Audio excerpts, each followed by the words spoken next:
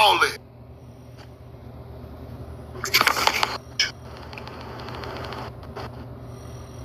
Atlanta. Atlanta, bitch.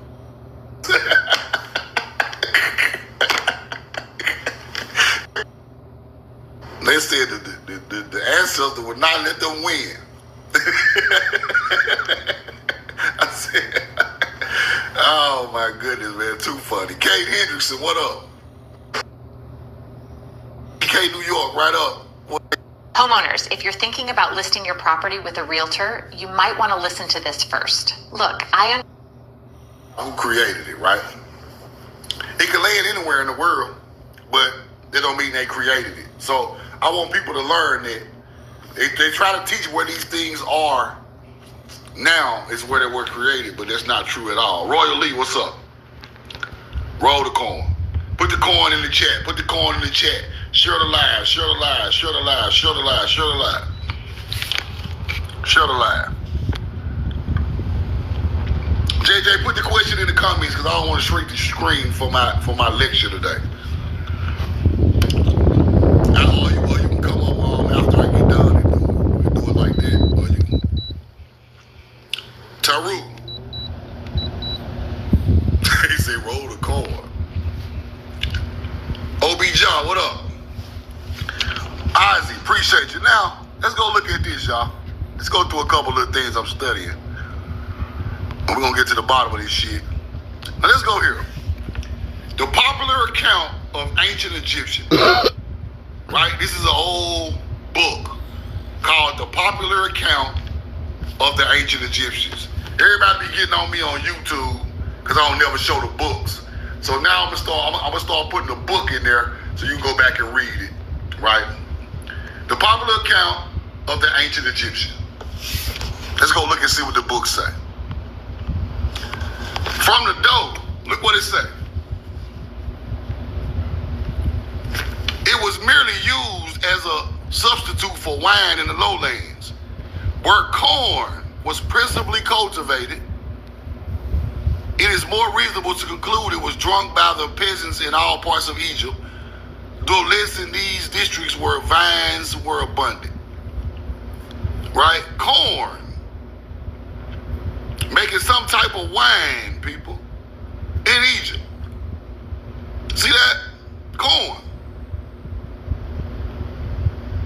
It was already there. Roll the corn. It was already there. Let's keep looking through this book.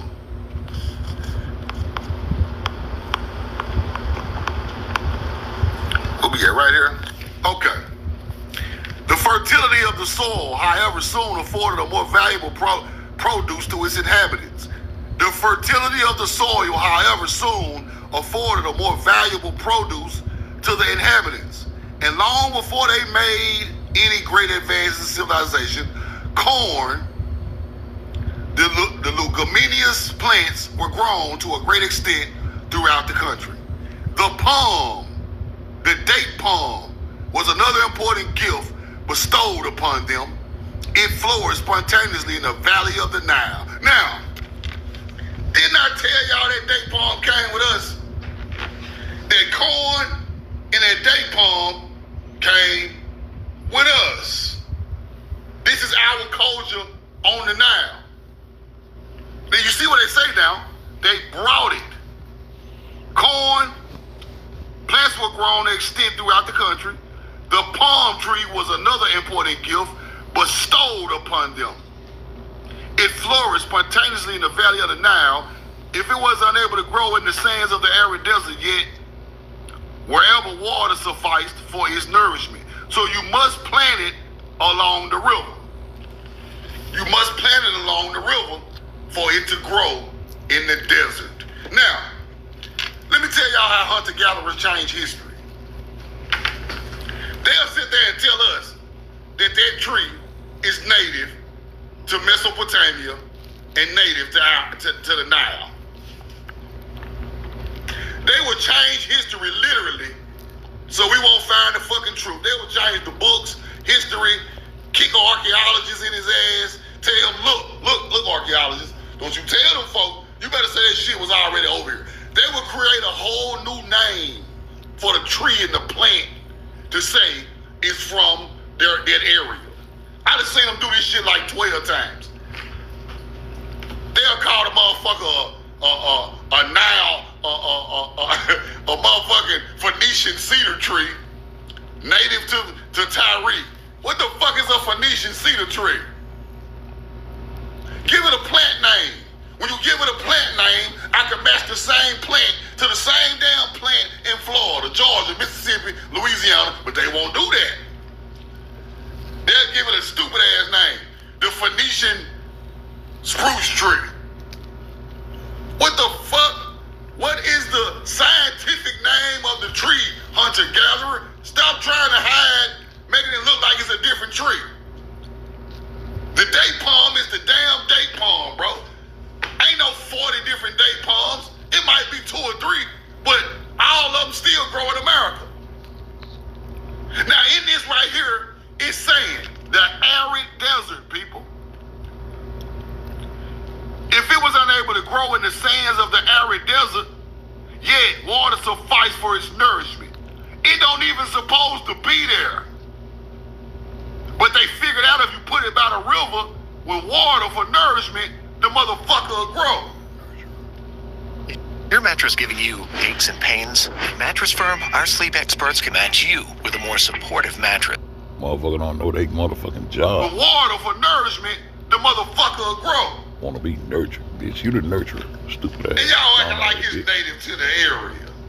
But in the old books, Funk ass. they talking about you gotta plant it a certain type of way for it even to grow in the desert.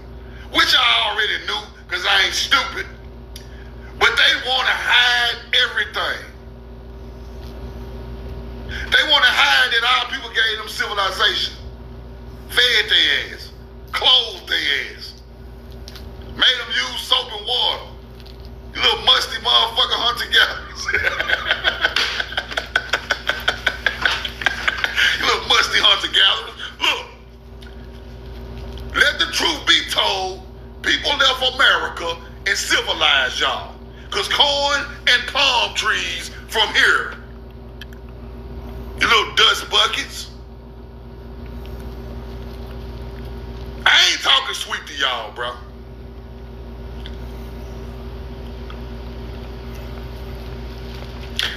I'm not on here to save no feelings. Y'all don't save ours. Roll the corn. Tell you what up. Y'all don't care nothing about my ancestors, my history. Why the fuck should I care about how y'all feel? Y'all got my people out here thinking they from Africa, bro. With no languages and no history, we just landed in America looking stupid. Just, hell no.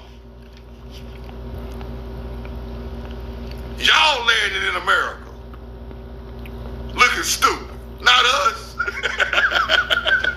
Roll the corn rolled in Egypt, the palm trees were bought by us.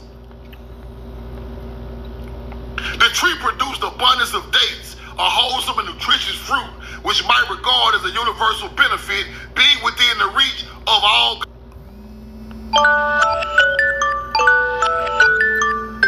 classes of people and neither requiring expense in the cultivation demanded for other agricultural occupations. Amongst the vegetables, fruits, all that.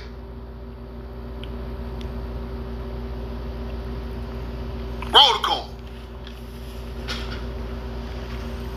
This is what happened on the Nile. Now, that date palm tree, right there. Right? Now, when you go to looking around, that date palm tree, right there. Right? Now, when you go to looking around,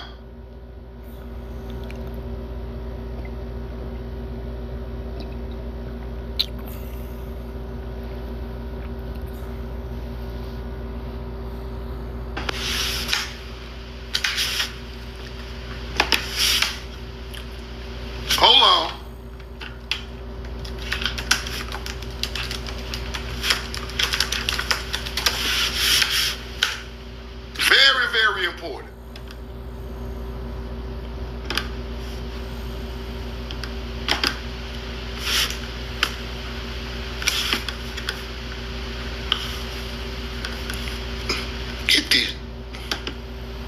What the hell? They always messing something up. Hold on.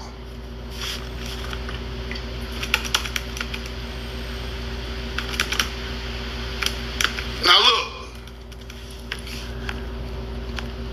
What does the date palm represent for ancient Egyptians? Look at the date palm everywhere. See what I'm saying? Look at this right here. Look at this. Look at this. American trees.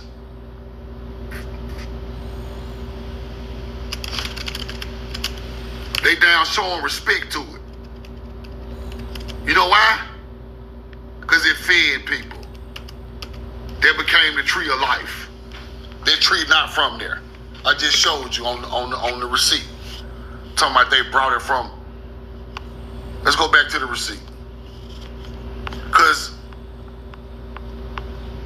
we have to understand what's going on, right? The palm, important gift bestowed upon them, bestowed upon Africans. It was bestowed upon the people already in Africa. Our people already knew about it. And it flourished because of they put it on the Nile River. They put it on the Tigris and Euphrates River. This is our culture, schooling them. You get it? Let's keep going.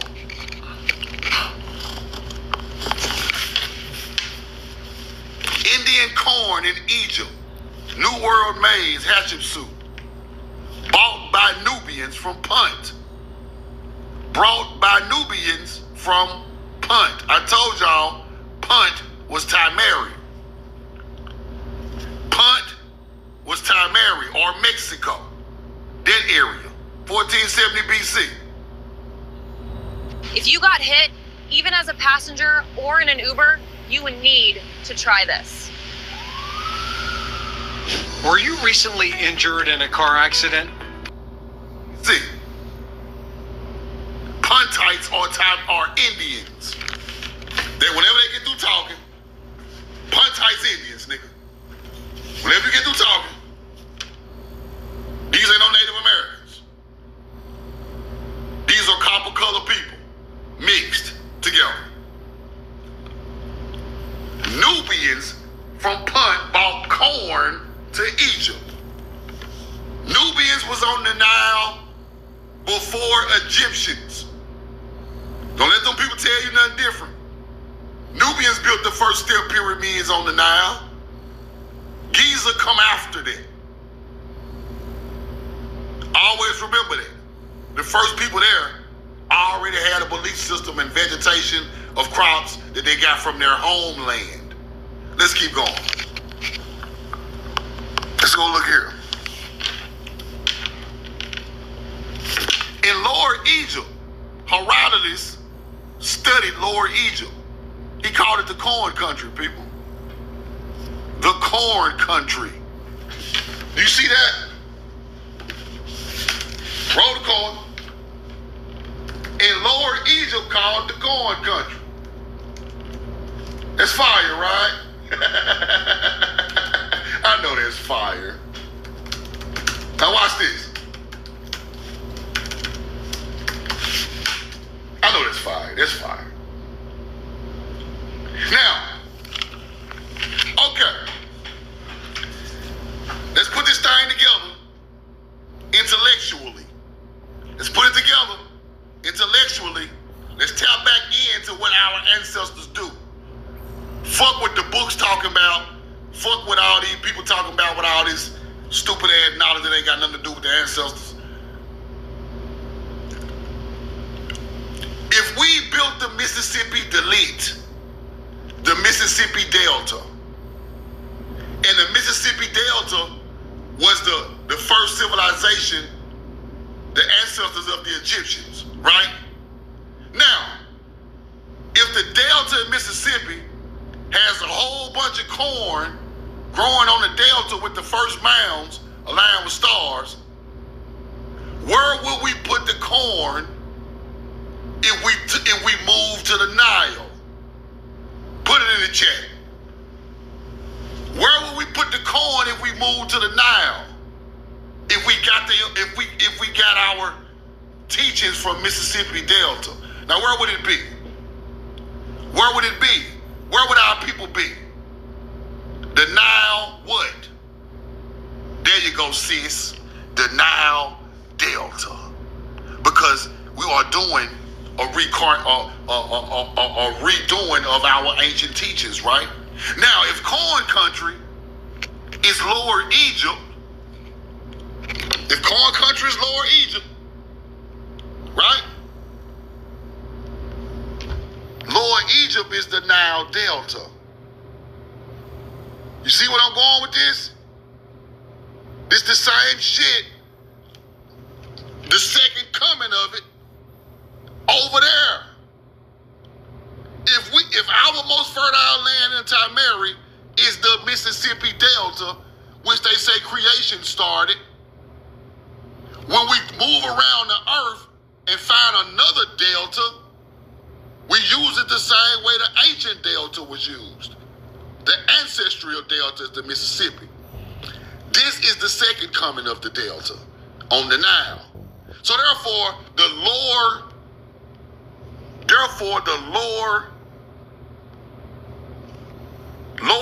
Egypt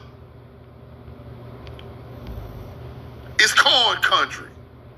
You get it? You get it now? Roll the corn. See, they trying to make it look like this a whole new civilization on the Nile of they people. Nah. It's our people rebuilding it just like their ancestors, Delta. So if Lower Egypt is the Delta, the Nile Delta, which is corn country, we built it just like the Mississippi Delta.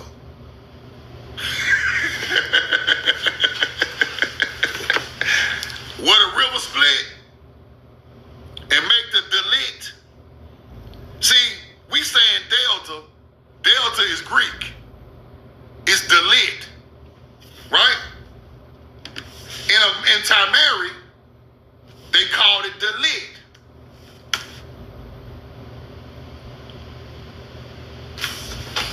See, y'all think hieroglyphics is the first language? Hell no. Shit no.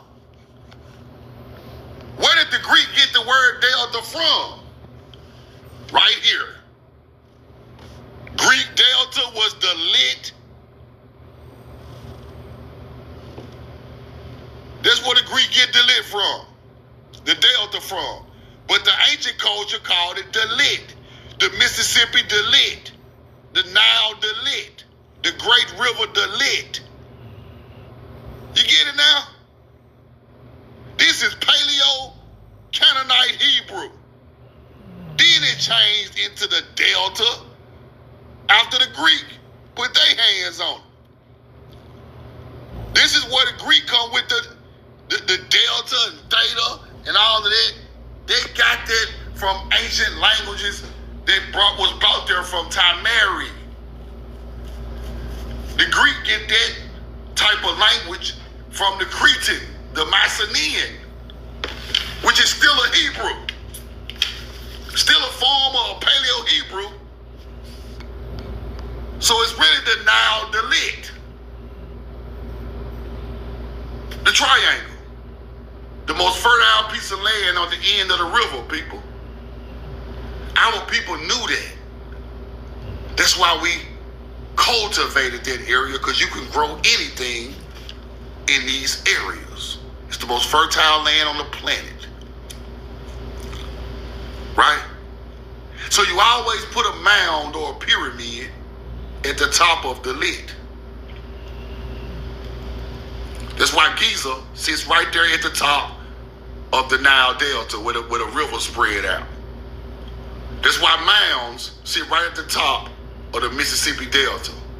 Yes, Winterville, Natchez, Marksville, Vicksburg, See, right there at the Nile Delta, the Mississippi Delta in mound form. You get it now? So when you advance more and move around the world, you build it the same way, but you build it with pyramids because you are evolving, right? As a people. Let me show y'all something about that too. I think I got a receipt about that I had yesterday. Let me show y'all about that. Roll the corn. Same Hoagie Fest love. Now a full meal. Gotta have a Wawa.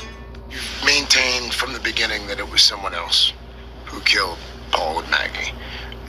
Do you...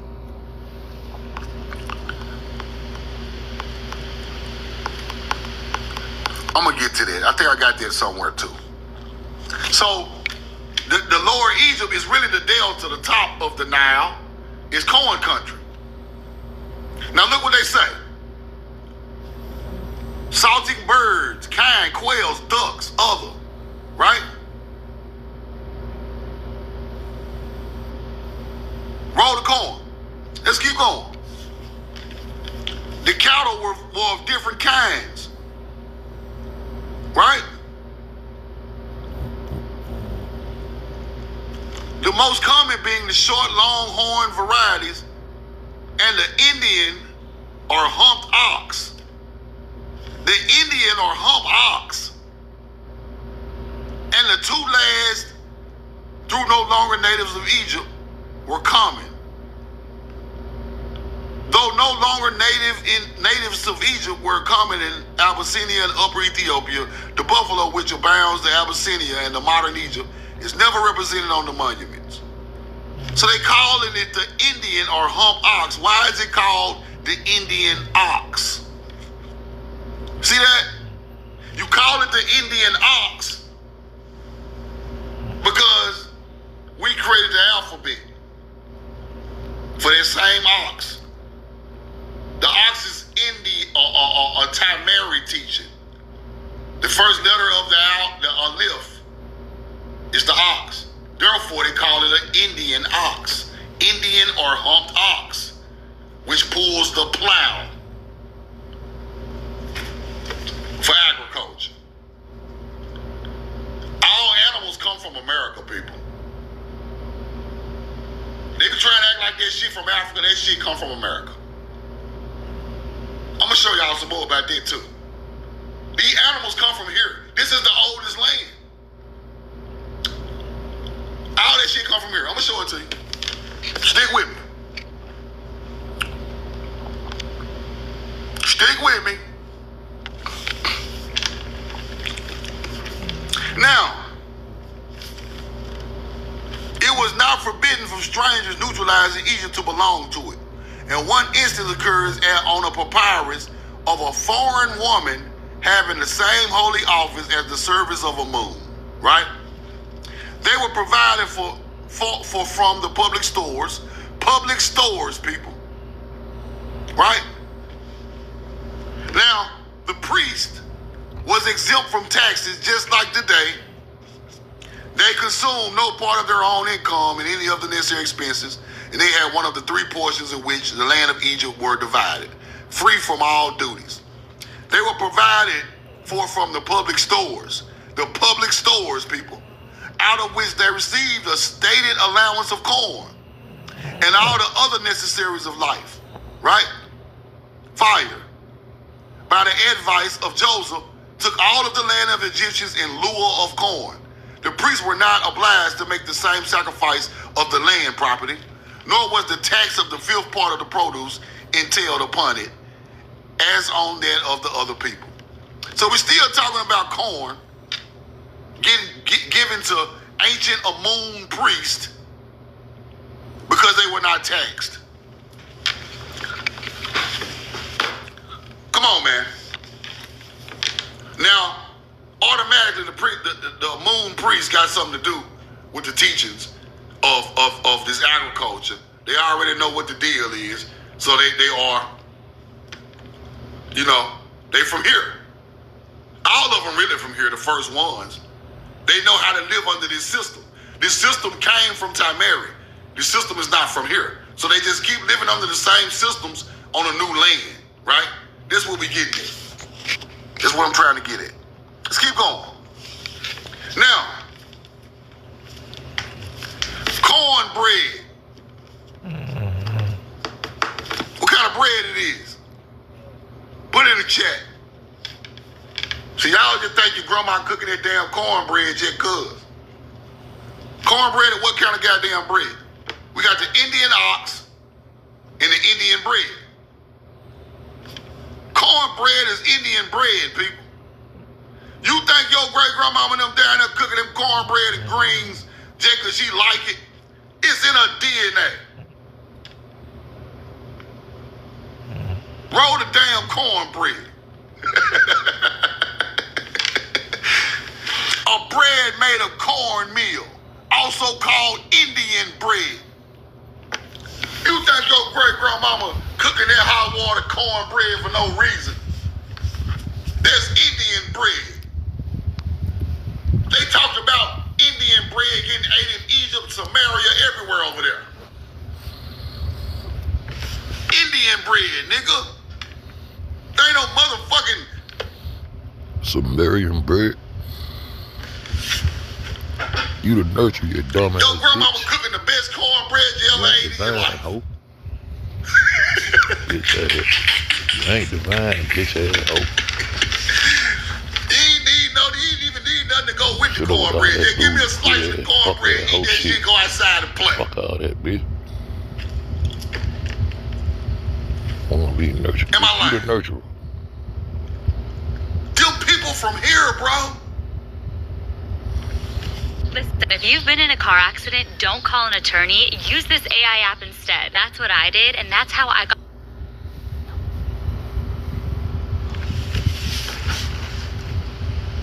Cornbread is Indian Right. bread.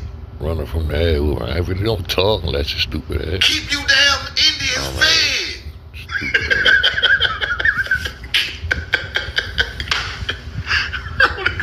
Now, let's think back real quick. Let's think back real quick. Your grandma used to eat them, that cornbread, them beans, and greens, and figs, and okra. What else we used to eat? Lima beans, snap peas, all this type of stuff, right? Who grew that stuff for them? We grew it ourselves, people. That automatically lets you know your people was some type of ancient Hebrew bloodline. Because the first Hebrews grew the crops. They wasn't religious. They were nature's people. See, that's how they trick you. They want to trick you like Ivry and Paleo-Hebrew, Paleo-Canaanite mean religion. That's for the dummy. The dummies think that. When I say Paleo-Canaanite Hebrew, I'm talking about them agriculture people.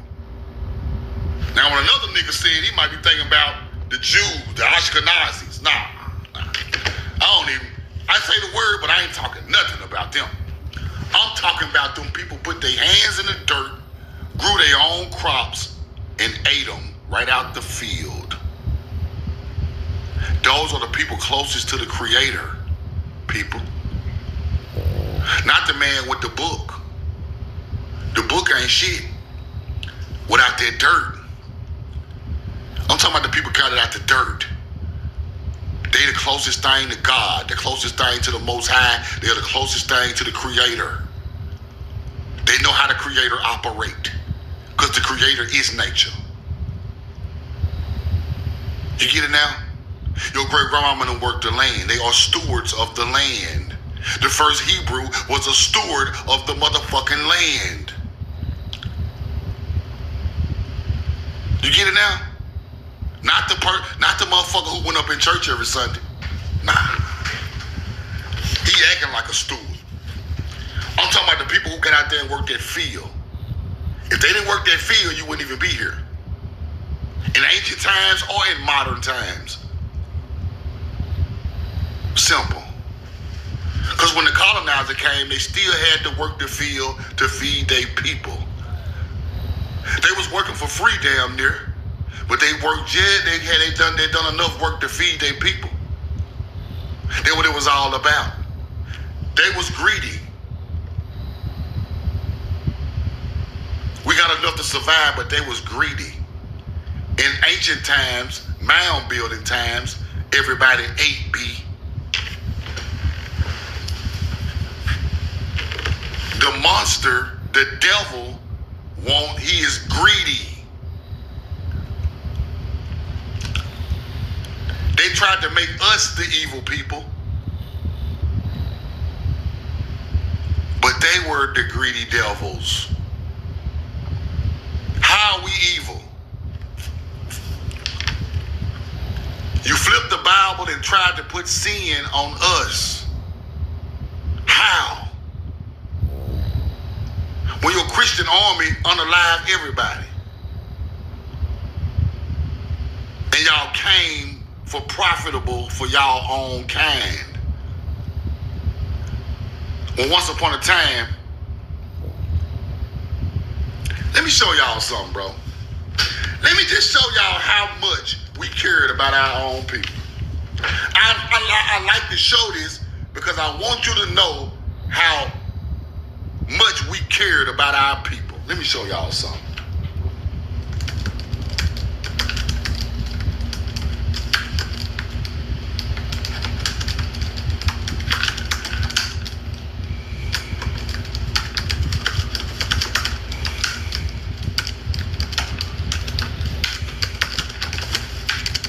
Let me show y'all something before I keep going.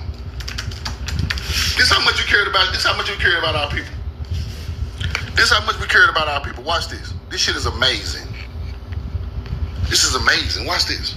This brilliant little device keeps any room in your home ice cold all summer long, even during heat waves and blackouts. It's smaller than a lunchbox, cools a room in under 3 minutes, and uses 97% less electricity than a traditional AC. It was invented by a former NASA-trained rocket engineer from Houston named Daniel, and it's now sweeping across the country. Daniel built the first version after a citywide power outage, knocked out the AC at his grandparents' house during a brutal Texas heat wave. Inside, temperatures hit 94 degrees. His grandmother, 78 years old, was struggling to breathe. That's when Daniel took matters into his own hands. Having spent years designing thermal regulation systems for deep space rockets, where a single degree of overheating can destroy a multi-billion-dollar mission, he knew the AC unit bolted to his grandparents' wall was wildly inefficient. So he tore it apart, reverse-engineered it, and rebuilt it from scratch. The result is an ingenious little machine that's quietly disrupting the $60 billion home cooling industry. Here's how it works. It pulls in the surrounding hot air,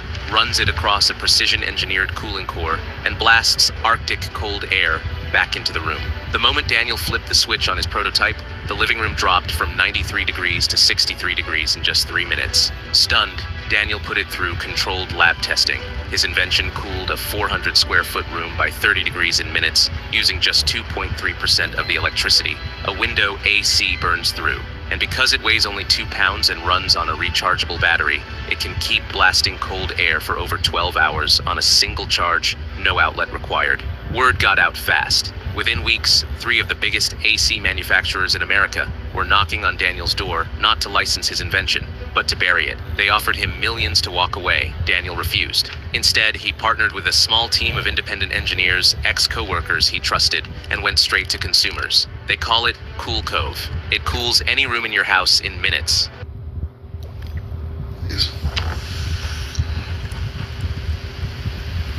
In ancient Paleo-Hebrew law, you leave the edges of the field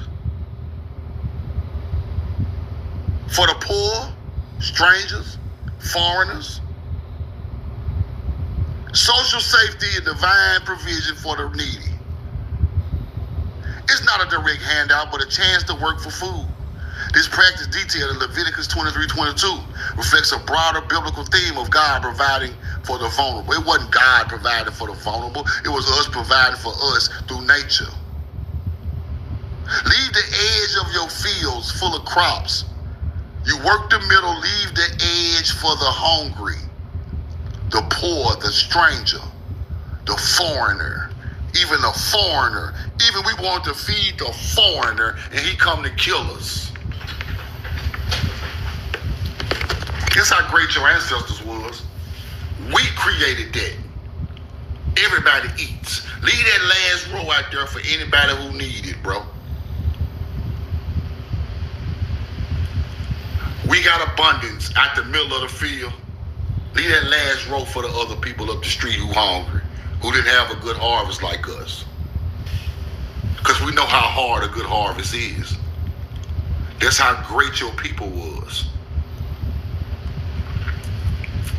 And that teaching, once it went around the world, was put in the Bible, in Leviticus.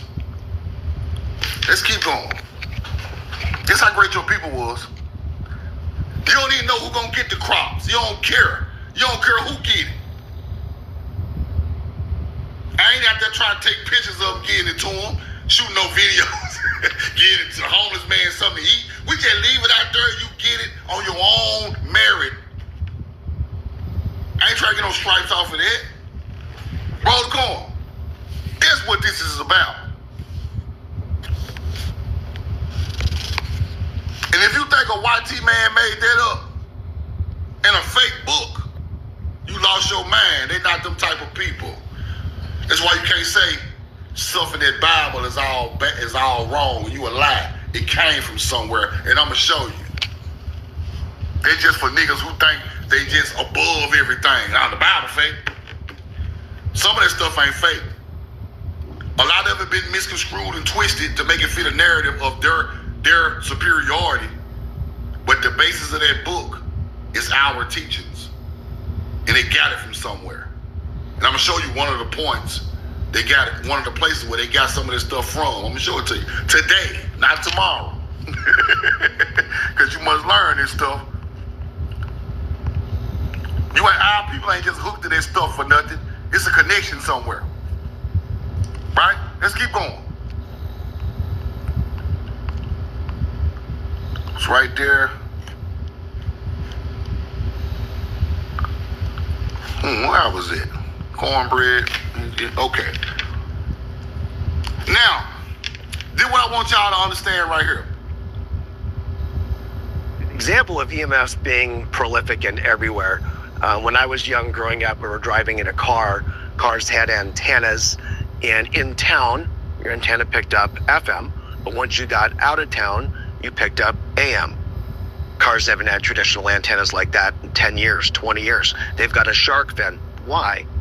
Because there's still AM and FM, but now there's LTE, 4G, 5G, DirecTV, Dish Network, the FBI van. It's beyond any doubt that we are bombarded by additional man-made waves that are damaging like no other time in human history.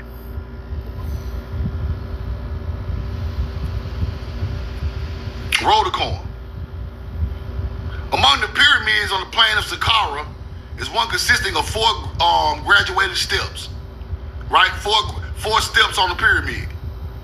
Furnish a copy of the Mexican pyramid of exactly the same form and nearly the same dimensions. The pyramid of Saqqara is shaped just like the one of them pyramids in Mexico, built the same damn way. Acting like this just the only place got pyramids and where the hell it ain't even come. Roll the corn. Pyramid, let's go look at the pyramid of Saqqara. Same dimensions. These people know these the same damn people. They know. Here go the pyramid of Saqqara right here. Let me blow it up. Hold on. Roll the corn. 4 steps, right? 4 graduated steps, huh? Interesting. Here go the Saqqara pyramid right here. Here we go. Here's Saqqara pyramid. There you go. The pyramid of Dole. This is one of the oldest pyramids on the Nile. This is a Kushite pyramid. You get it? 1 step, 2 step, 3 step, 4, nigga. Roll the corn. It's the same layout. Look at my boy. These hunter-gatherers that rolled this shit out of me. Look, let me sit down. Hunter-gatherers came to town and rolled me and my ancestors down through there. Where the war at, nigga? Saqqara, Pyramid of Doja in Egypt. Now, why is it shaped the same damn way, with the same dimensions of a pyramid in Mexico? Hold on, let me get the receipt back. Roll the coin. Why?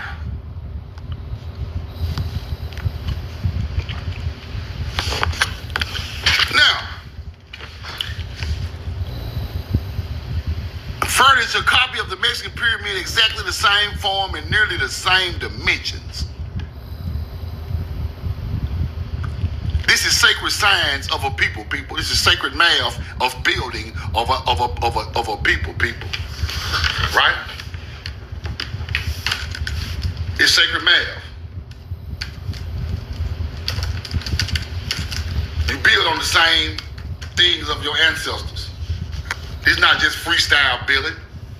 This already been built to work. This already been done to work. We ain't just building it just to be, it's already proven to work. So we keep using it.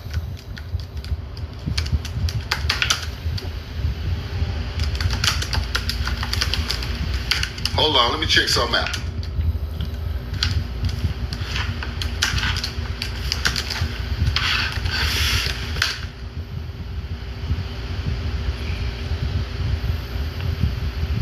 Roll the coin.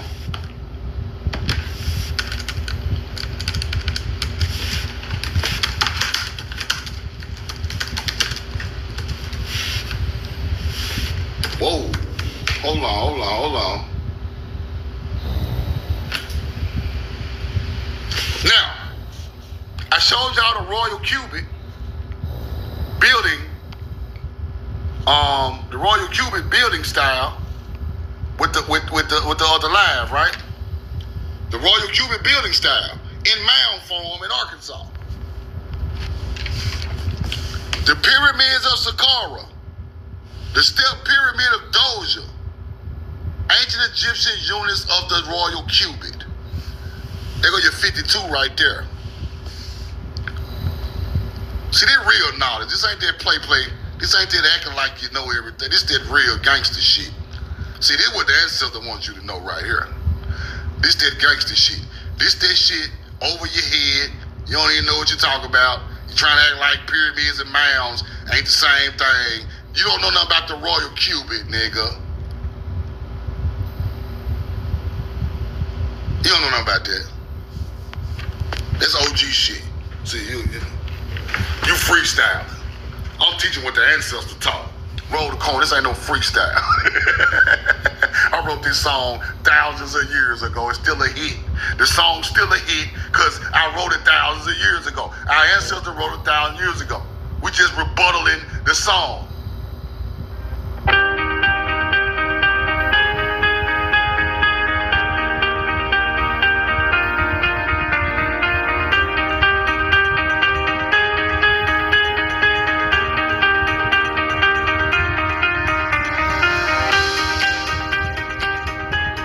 To all my golfers out there, let me introduce you to 2 must-have Ryobi products for your summer round. First, we have the misting fan, over 7 hours of runtime, multi-directional head, and dual speed. You can clamp it on your push cart, your golf cart. The clamp is super secure so it won't come off. Next, we have the Ryobi portable speaker. It's compact, it's waterproof, and it can even float. Has up to 6 hours of runtime. The sound quality is amazing, and I was really surprised at how loud it can get. And both of these are powered by a rechargeable lithium battery. Let's keep going. Ruins of ancient California City. Ruins near San Diego. At the head of the Gulf of California. Portions of a temple, dwelling, lofty stone pyramids. 7 of those within a mile square.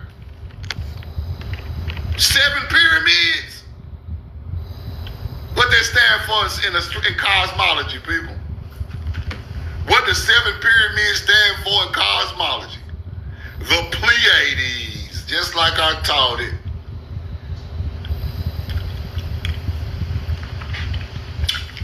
Roll the Pleiades. The Gulf of California. Where the fuck is it? Let's go to the Gulf of California. Keisha the Hood Princess, where you at? We going to the Gulf. We already know you in Cali. What's up?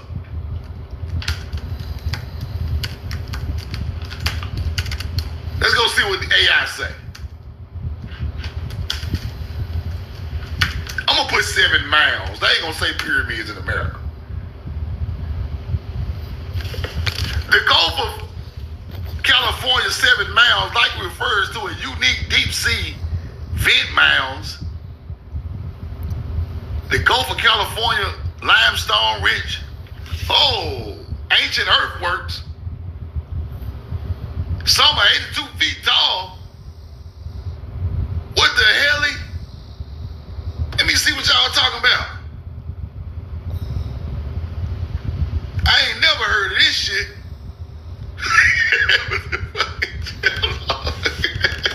Whoa, hold on.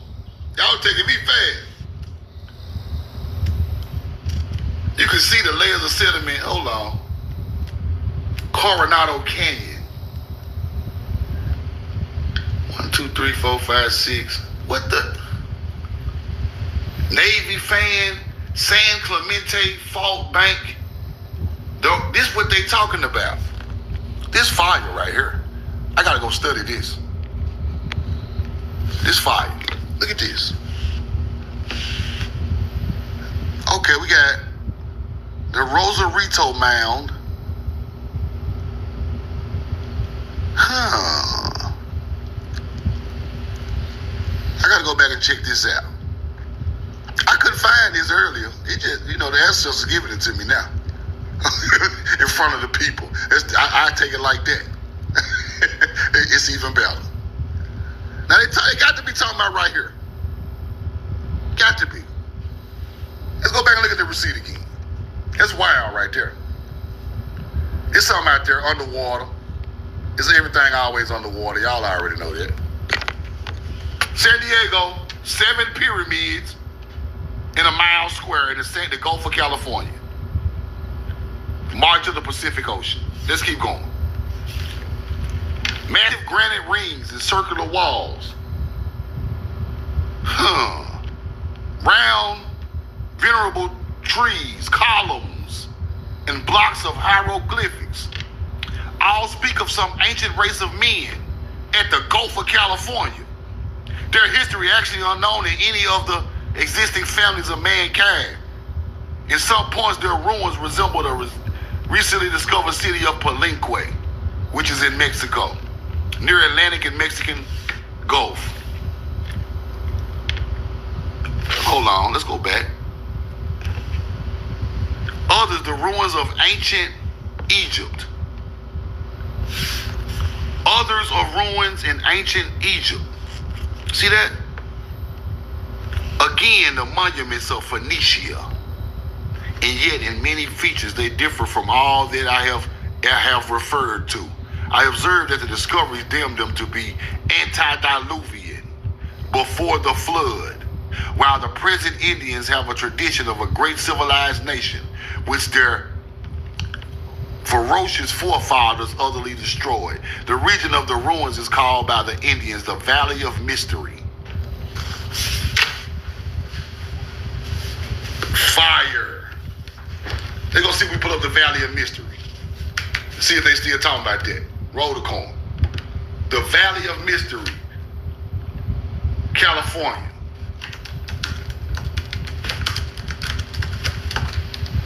Let's go look that up. California.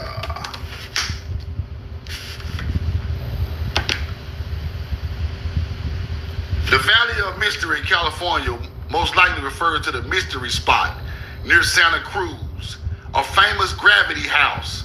That's where that gravity house is. Roadside attraction with optical illusions because the earth is in some type of, it's in the middle of the tilt of the earth. That's fire. Mystery Valley itself is famously associated with the Monument Valley.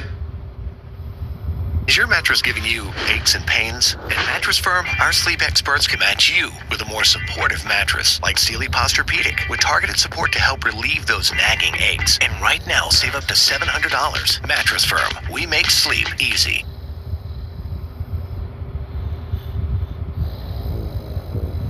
We experienced one of the scariest moments of our lives a while back. We got in a big car accident and totaled our car. I still get a little flustered when I talk about it. Now, no one was hurt. It honestly all happened so fast. I just remember thinking, what just happened? And truly, what are we supposed to do next? That's when we realized not all insurance experiences are the same. What do you think about that? You have some thoughts too, huh? After the accident, we ended up switching to Progressive. Evan was actually really excited because we ended up with savings and an easy experience from start to finish. Any changes to our plans since then have been so seamless. Which, with a growing family and moving into our dream home soon, it just takes one more thing off of our plate. I say all that to say, everyone was okay, thankfully. Everything after that was just logistics. There you go. Definitely makes me want to squeeze my babies a little tighter. But it feels great knowing if anything does happen, Progressive has our back. And we're really grateful for that. It's my finished look.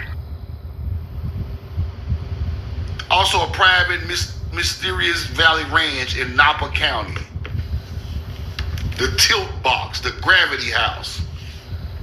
Experience strange perceptual illusions in the area of the Valley of Mystery. Fire. I saw that before, the Gravity House. Right, let me show it to you. Trees of Mystery, the Valerie House. The Mystery House. Hold on.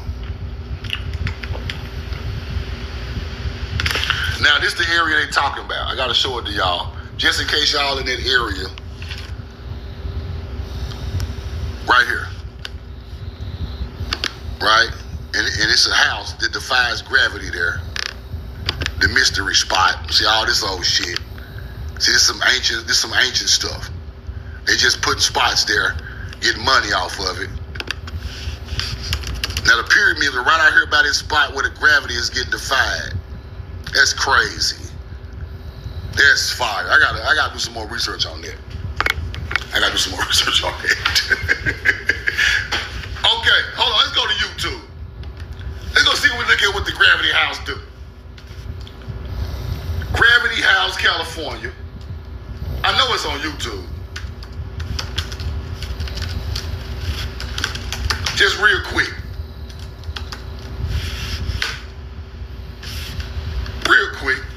I want to see what these folk really doing up. It's really a gravity spot, no bullshit. You really can float around that motherfucker. Like, our ancient ancestors found it. There's pyramids out there. That's wild.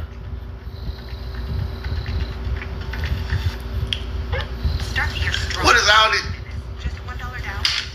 What is going on, YouTube? Roll the call. These folk got 55 ads on the video. Ain't that crazy? Oh, it's a reflection of you. Skip this bullshit. What a thriller of a joke. Let me see. AI is transforming customer service. It's obvious we know that. The leader in the category is our product, Finn. It's best in the benchmarks, it wins in the bake-offs, and it's #1 on G2. And this is with highly... Hold on, y'all. Hold on. Here we go. Let's go look at the Hunter Gallery. Look at the Hunter Gallery. Side to side, but this one. You see how he's standing on something? The house is kind of slanted down, right? Whenever I push it up towards the cabin, the gravitational force wants to go against me, and I can feel that third. Let's cut him up. Hold on. Pound force trying to push me the other way, and whenever I let it go, it's no longer there. So let me go ahead and push it up one more time and let this go. And as you can see, there you go. It has an uneven swing because of that gravitational force, naturally pushing it back down that way. Much easier. You got it. And now, if you make your way right here, you can impress everybody you know by doing the world's easiest push-ups. And I'll prove it. Ain't no gravity. Look. That's fire. That's fire. That's fire. Now, you see how in tune our ancestors was with nature. They knew that spot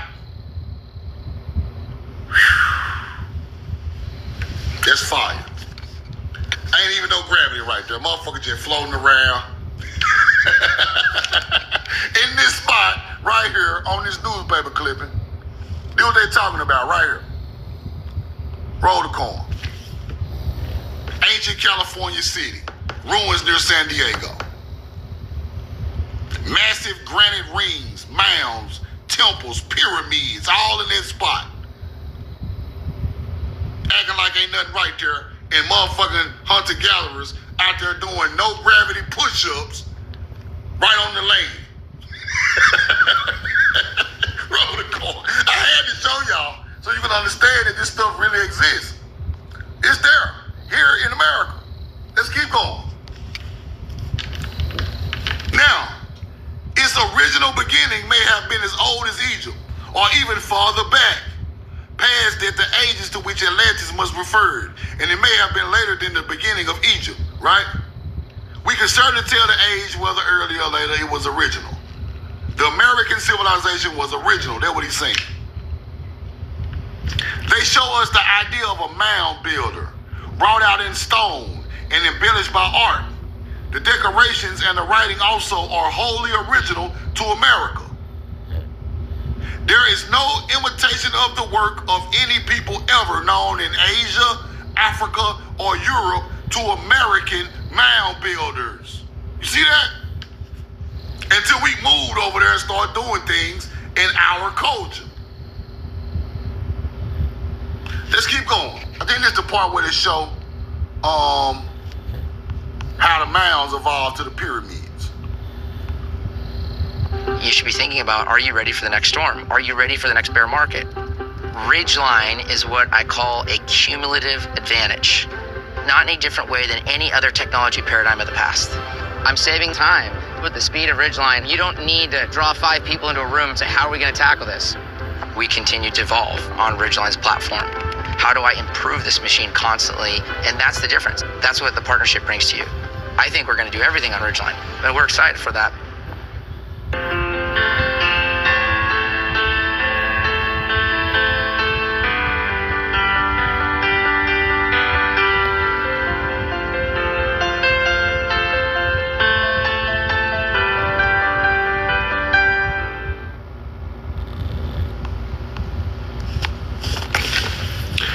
That method of building, seen in the great ruins, began with a ruder form of mound work. Let me say this again. The method of building, seen in the great ruins, began with a ruder form of mound work and become what we find it by gradual development, people. As the advancing civilization supplied new ideas and gave higher skill, but the culture and the work were wholly original, wholly American. There you go. It starts with mounds and it goes to temples and pyramids. Then it goes to big ass cathedral buildings that they stole for churches. So the same people built them mounds evolved to build the so-called Tartarian building. You get it? Because pyramids are aligned with the Pleiades. Buildings are aligned with the Pleiades. We created the bricks, the red clay brick, the adobe brick. We created that also. Because in ancient Mexico, they got the cutouts of ancient clay getting put in cutouts to make brick. We created that shit. It's not Egyptian. That's what I had killed the dude Port City with. I killed Port City with adobe bricks. He was stuttering. He didn't know what I was talking about. I said, nigga, adobe bricks come from here. Under the pyramid is adobe bricks. That's the base of it. No, it's not. You don't even fucking know what you looking at, boy. Get your white girl marrying ass out my life. Sick of y'all hunter-gatherer kissing ass niggas always trying to teach Egypt. Y'all weird, bro. Y'all weird. Always trying to debunk me, you weirdos. Go debunk the hunter-gatherer. Always trying to debunk me. Tennessee come from Tenusia to Cherokee. Nigga, that's paleo. Ain't no damn. Where you think the Cherokee bloodline got it from?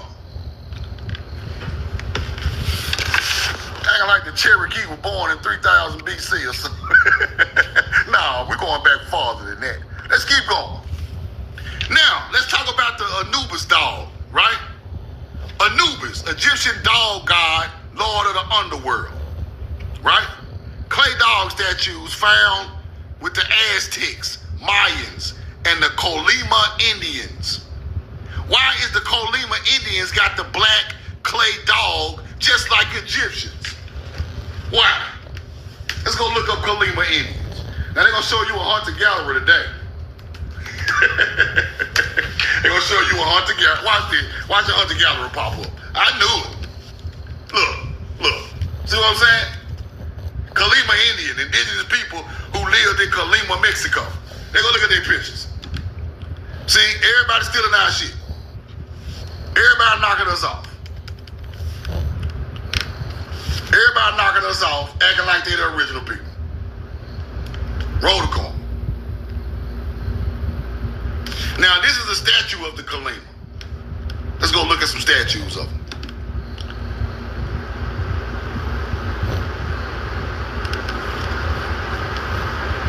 Let's go look at some statues of the Colima real quick.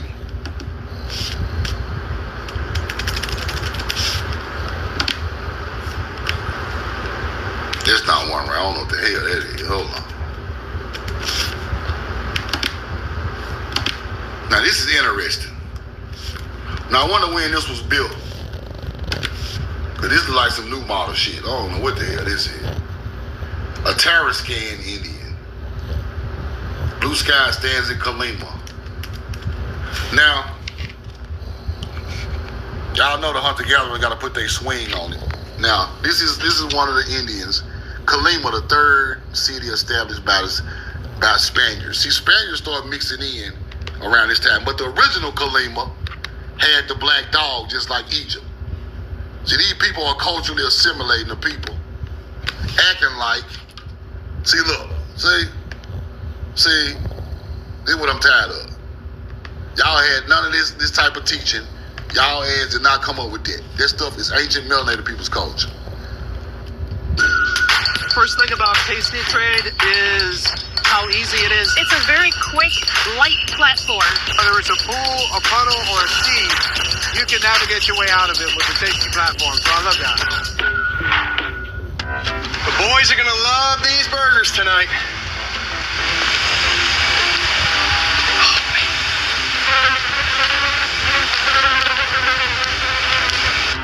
Hey, did you ever call Dave's Pest Control to take care of the mosquitoes? Nah, it's just a few mosquitoes. I'm gonna go call Dave's Pest Control. If I see one more bug, I'm calling Dave.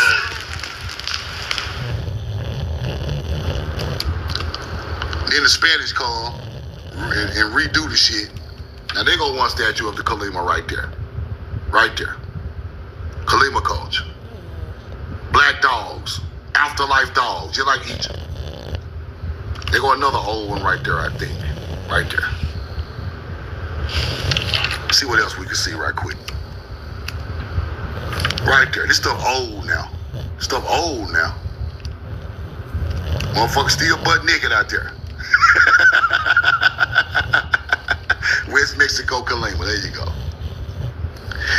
Now, these people have no culture. So they steal your culture because when I see these black dogs with the afterlife teaching, I already know what kind of people they is.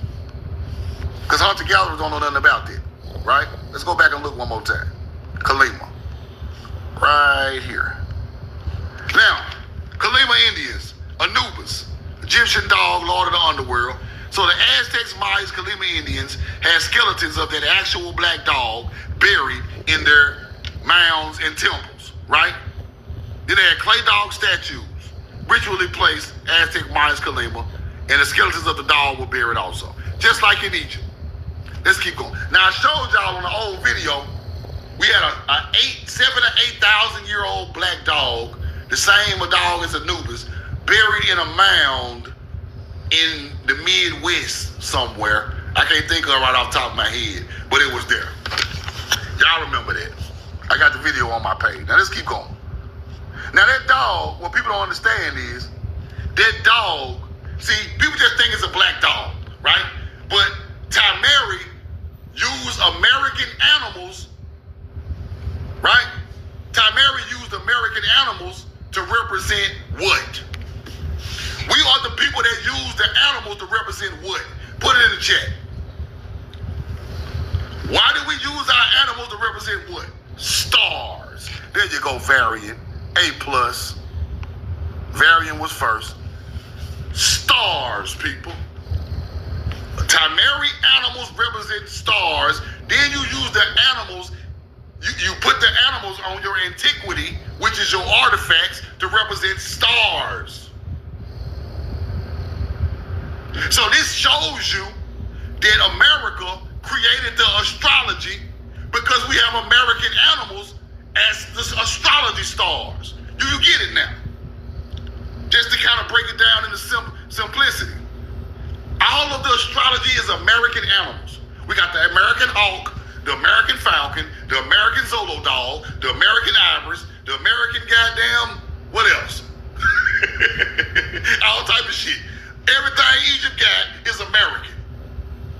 Right? So it shows you the people who created the teaching of the stars identified stars that they learned first in history with American animals. You get it? Now, if Anubis represents a star constellation, which one does it represent? Here you go. Now you understand. Canis Major.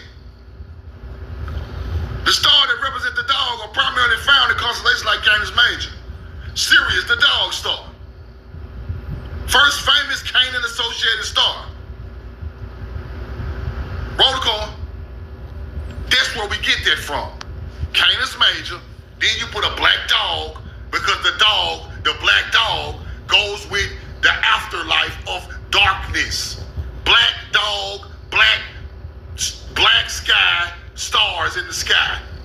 You represent it together. There you go. This is our culture. That's where Anubis come from. The dog of the afterlife, because it's the stars after dark. Anytime they tell you the afterlife, you better start looking for some stars. Then you're going to break the code. Right? Roll the coin. Let's keep on. Canis Major.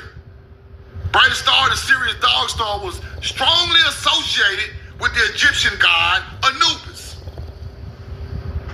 You get it now? Ancestors taught them that. They ain't create that shit.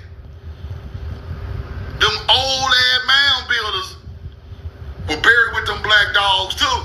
Way older than Egypt. They figured out that Canis Major was a representation of the black dog. Roll the coin. Somebody said we can't connect. What do you mean? What you not connecting to? I'm connected right to this. I know exactly what I'm talking about. The ancestors of the first Egyptians already had put Canis Major with the black dog, people. You get it? So why are all the first astrology coming from American animals? Why are they no damn Nile River animal? Why are they no Sumerian animals? This is what basic information teaches you the knowledge. Use the basics. And then you get back to the truth. Let's keep going. Old saggy mattress? At Mattress Firm, our sleep experts can match you with a perfect upgrade, like Stearns & Foster, handcrafted for timeless comfort and quality. And right now, you can save up to $600. Mattress Firm, we make sleep easy.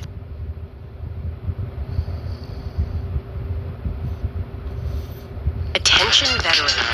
Are you looking for a great VA lender? Call the VA mortgage experts at Florida's VA Mortgage. get back to the truth. Let's keep going. Now,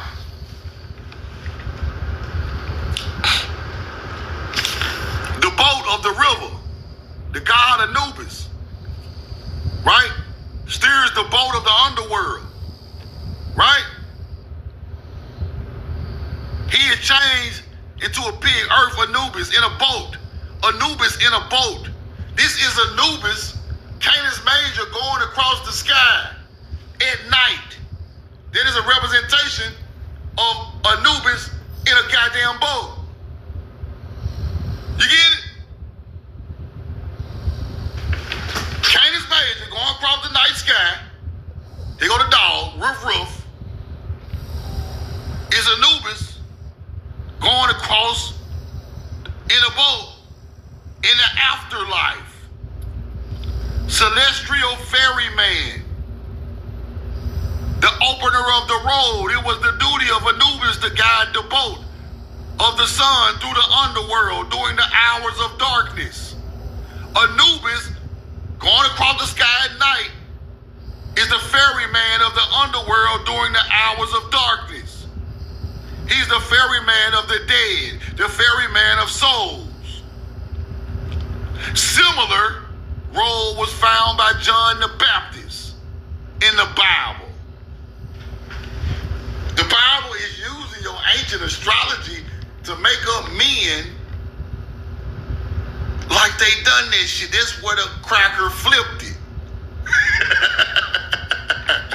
He just flipped the story. It's plagiarism. John the Baptist done the same thing Anubis doing.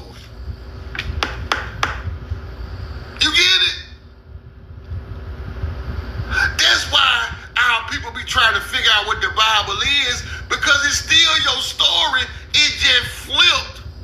And you can grasp it, but you can't grasp it. You like, it sounds familiar, but who the fuck is John the Baptist? See, now they playing with your soul. They playing with your DNA, your intelligence of your. You still remember it, but you don't. So they playing with you with it.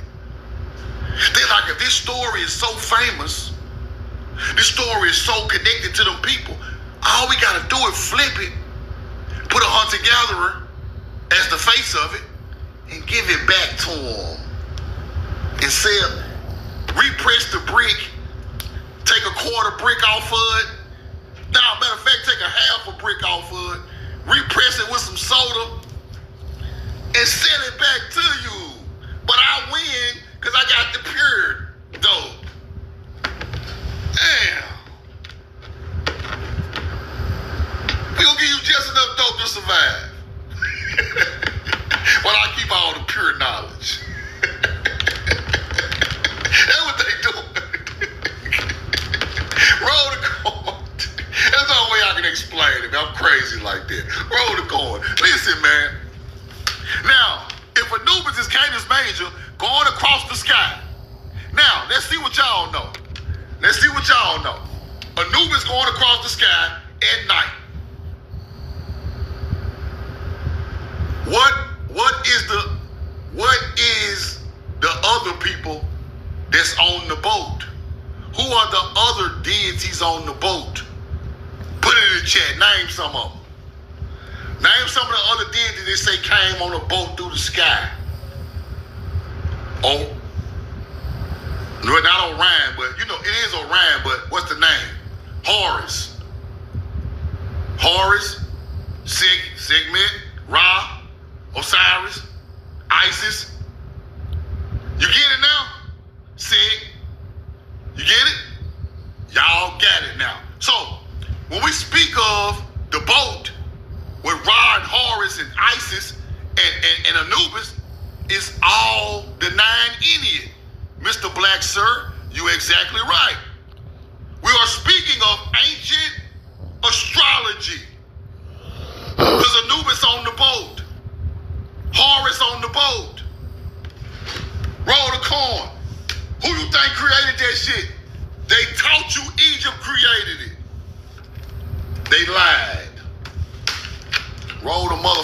corn. Let me show y'all something. Now we got the 9 Indian, the creation story, right? The bin, the mound, the waters, all of that. We're now a year into fully using Ridgeline. I really enjoy jumping into the system first thing in the morning, onboarding new clients, changing strategies. You make the change in one spot and it instantly flows throughout the system. Your data is your lifeblood in a company. And if your data isn't clean and unified, it's almost useless. And Ridgeline makes that access easy. There's no chance in hell that I would go back to the old way. It is a different world in Ridgeline. Perfect eyebrow class is in session. The brow is one of the best sellers in our brand. It's a great product because it's quite thin, easy to use. You apply and the bin, the mound, the waters, all of that. So if Anubis came from an American astrology, where the fuck they come from? American astrology.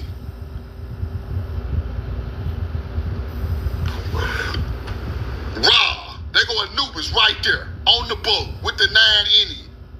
We got Isis, Sekhmet, Thoth, knowledge, the Ra, Horus. If we created the damn black dog teaching, we create the rest of this shit. Cause all of them American birds and goddamn roll the corn. Do you understand the words coming out of my mouth? So when we speak of Ra going across the sky at night. Now truth now. How can you prove that? How can you prove we knew anything about Anubis? You're fucking with the wrong nigga. I can show it to you. In America. Roll the corn. Excuse my dirty table. I can show it to you. I'm gonna show you better than I can tell you. I'm gonna skip over a bunch of shit because I don't even care. Let's go look in Oklahoma. Anubis from Cave 3. This is an Egyptian Anubis. This is the ancient American Anubis carved in an Oklahoma cave. You're playing with the wrong one. I got artifacts and receipts to go with this teaching. We ain't just up here just spitting no motherfucking lil flip freestyle. This is a Tupac verse right here. I wrote this shit. This ain't freestyling. I wrote Dear Mama. Now, Anubis cave with Anubis on the goddamn wall. Ancient as hell, way older than Egypt. Egypt is the new form. Here go that old gangster shit. Right here in Oklahoma cave. Let's keep looking. Hold on, before I go on. Okay, we right here. Yeah, that's right. That's right. Let's keep looking. Look. The sun god Mitra and his partner, Varuna, were worshipped in India. That's some other shit. This in Oklahoma though, people. Roll the corn. Look. Anubis. The sun is setting, people.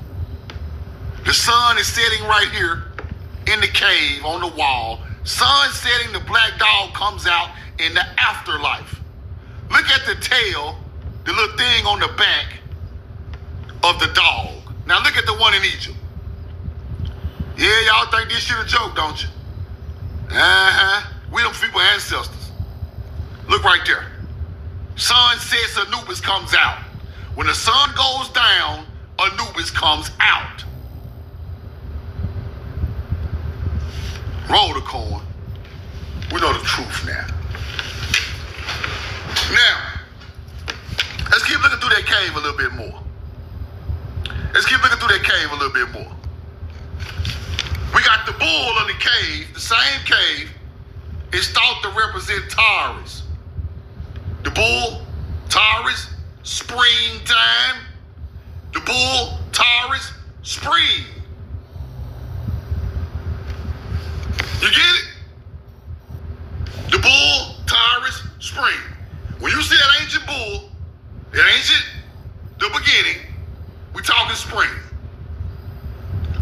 guarantee you the spring equinox is at this spot. I would cut my own hand off if the spring equinox not aligned with this place. Let's go look and see.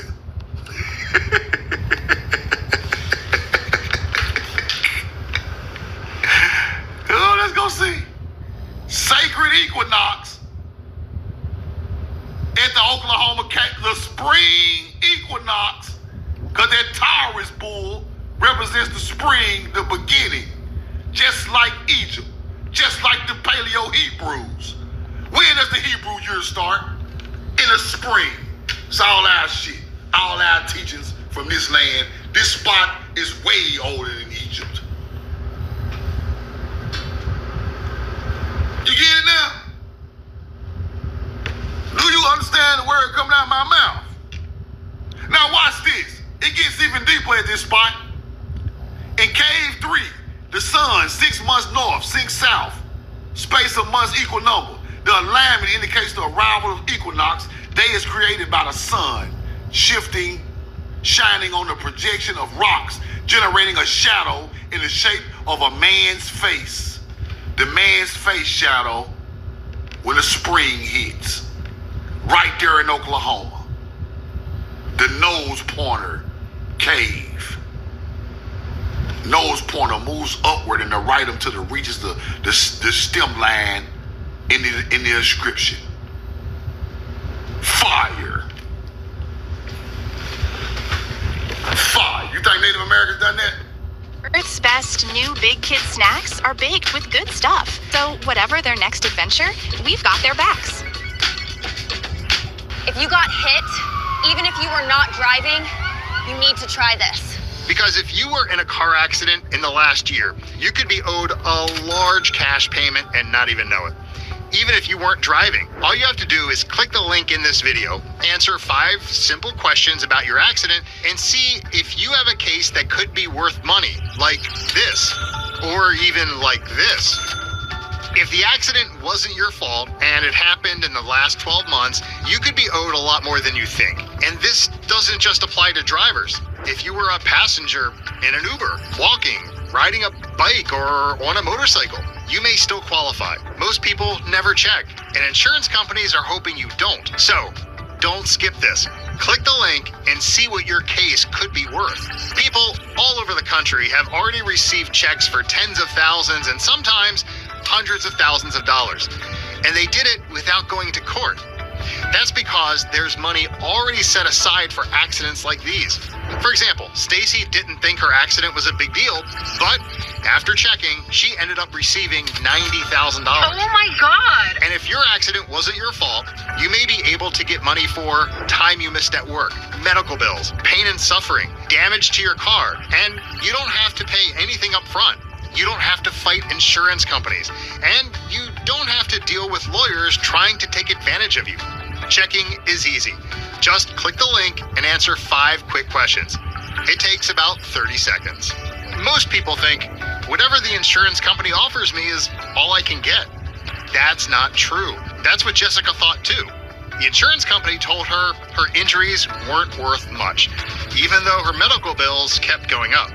Then she found auto relief assistance, and she ended up getting 5 times more than what the insurance company first offered.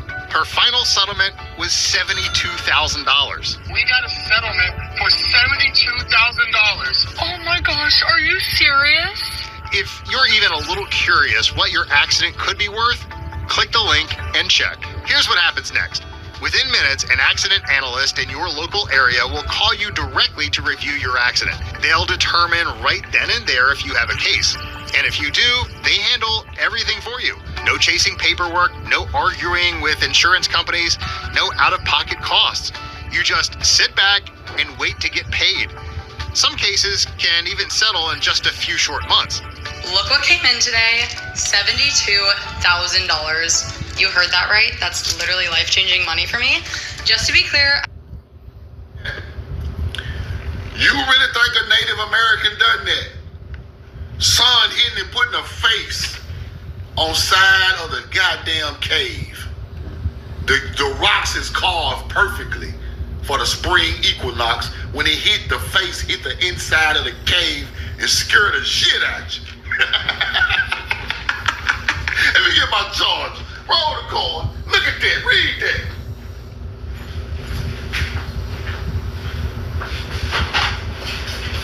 You think a Native American done that you want to? You think a Navajo done that you want to? You lost your damn man. You might need to go see the doctor. If you think a Navajo done that, you might need to go see a doctor because you're crazy. You're out of there. You're fried. You're noodle fried. You're out of there. Yes, the new year is the spring equinox. I just told you that, big dog. That is the New Year's for Hebrews and Egyptians. It's the same teaching. Where you think all them niggas got it from? Ancient agriculture people from Tamari. We sowed the seed first on the planet. We put the first seeds in the ground with the first mother goddess, because the mother goddess represents the first woman to put seed in the earth for nurture. That's where the mother goddess teaching come from. So the mother goddess come from Tamari. Then you get it over there in these other places. Now you got Tiamat and Isis and goddamn Ashtarte and all these motherfuckers. See what I'm saying? So you must understand where this stuff come from. The mother goddess nurtures the earth, then nurtures her people. That's why she is the first thing looked up to in ancient culture. She's the bridge between earth and man. Yeah, she's the first mother. In form, after, she's in form of, she is the same representation of Mother Earth. She's made in the image of Mother Earth. That's why she must nurture. If a woman nurture, ain't nothing more powerful than that, bro. Let me tell y'all this again, man. All you women out there, let me tell y'all something. This is $1 million worth of the game. If you nurture the right way, you will get love the right way. Ain't no way around it. It's written in stone. It's in the most ancient teaching that you're gonna ever get. If a woman nurtures in real love and nurture, a man will buy your ass an island. But the woman don't want to nurture. So I'm just giving y'all some game. I'm just giving you some game now. $1 million worth of game. Nurture, a motherfucker will buy you a Benz. And I ain't trying to speak in materialistic shit. I'm just saying, nurture gonna get you what you want. I'm through with that.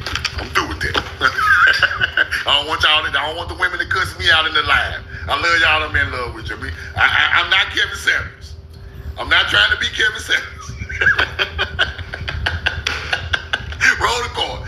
All right. I'm just telling you how nature work. I'm just telling you how nature work. Nurture gonna get you what you want. Is your mattress giving you aches and pains? At Mattress Firm, our sleep experts can match you with a more supportive mattress like Sealy Posturepedic with targeted support to help relieve those nagging aches. And right now, save up to $700. Mattress Firm, we make sleep easy.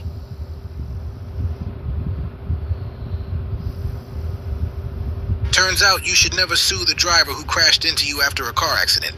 There's a much better way you could get paid a way bigger check without suing, without going to court, and without dealing with insurance directly. Not many people know this, but there's more than one way to get paid after an accident that doesn't involve court or insurance games. Here's the thing. Most people assume they know their options after an accident. Insurance or lawsuit. That's it. Pick one and deal with the consequences. But what if there was a third option?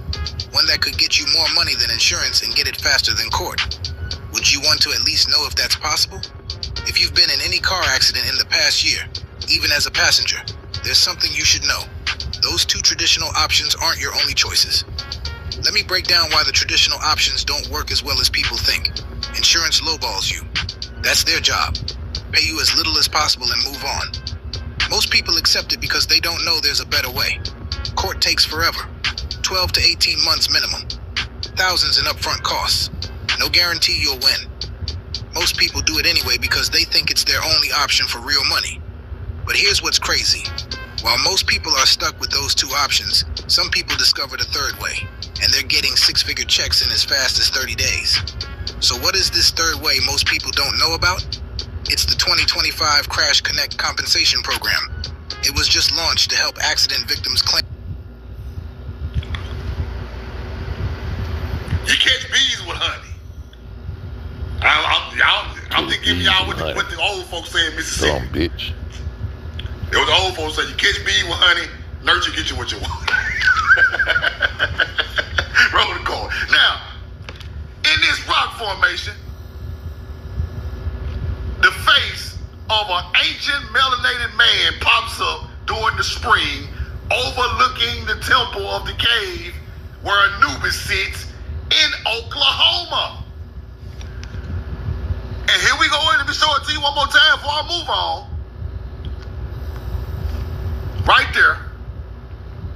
Right there, sun setting. Now, this could be Ra. This could be some type of one of them deities, but I ain't figured that out yet. But I'm working on that. The sun god, procreator who fertilizes Mother Earth. See, this is about Mother Earth.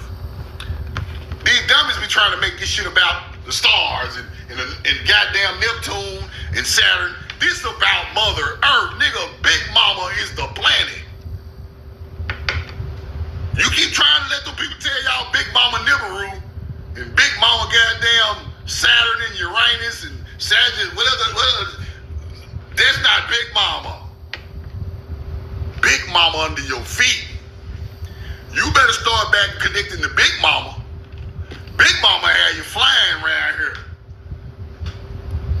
You don't need no airplane no more. You connect to Big Mama the right way, you can blow a goddamn building down. Roll the corner. See, that was how people forgot. You gotta connect back to Big Mama. That's Big Mama right there. And then the first right after Big Mama is the melanated woman. Just this simple. You connect to them two the right way, you get nurture from them too. You enlightened.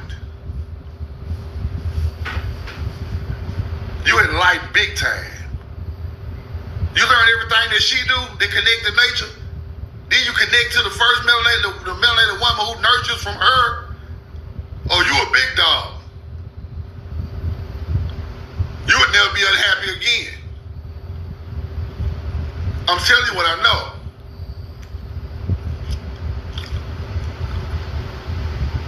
I'm telling you what I know. So all you niggas out there, I know it's getting to the point now, everybody acting like they don't need no nurture from no woman. You need it. I'm sorry. They're just the law of the land. There's balance in nature. Ain't no way around it. You can't be great without it. You can, but not forever. You can be great, but you might not feel great. It's a lot of rich people by themselves. They ain't got no nurture. So therefore they just rich and they just empty inside. I don't like Charleston White. But there's one thing Charleston White said. One thing he said that I agree with. Ain't nobody making no breakfast this morning, nigga. You woke up, ain't nobody making no breakfast. Don't nobody love you. Ain't no nurture there. He right, bro. Now, I don't agree with 99.9 of the shit he say. But that 0.1 thing he say, that nurture of a woman, that's power. Because she's a representation of Mother Earth. Now, I agree with that call, Charles, but that other shit I ain't fucking with. Let's keep going. Now the spring equinox is at this spot, puts the face on the wall. Right? Now let's go here. The cheetah ancestors migrated from North America. Let's get into some animals real quick. The cheetah. They always act like it's an African cheetah, but his ancestors come from Tamari. You know why? Because this is the oldest land. All our ancestors come from here. Even the goddamn cheetah. Roll the cord. The cheetah is now home of the African plains, but it started as a migration 100,000 years ago from North America towards the current habitat. Migration from North America was costly for the species, triggering the first major reduction in the gene pool of the cheetah. Here's what comes out of your body when you take Carvacrol and Thymokinone every day for 2 weeks. Day 1, you swallow 2 soft gels, nothing dramatic by evening. A faint gurgling, something's waking up inside you.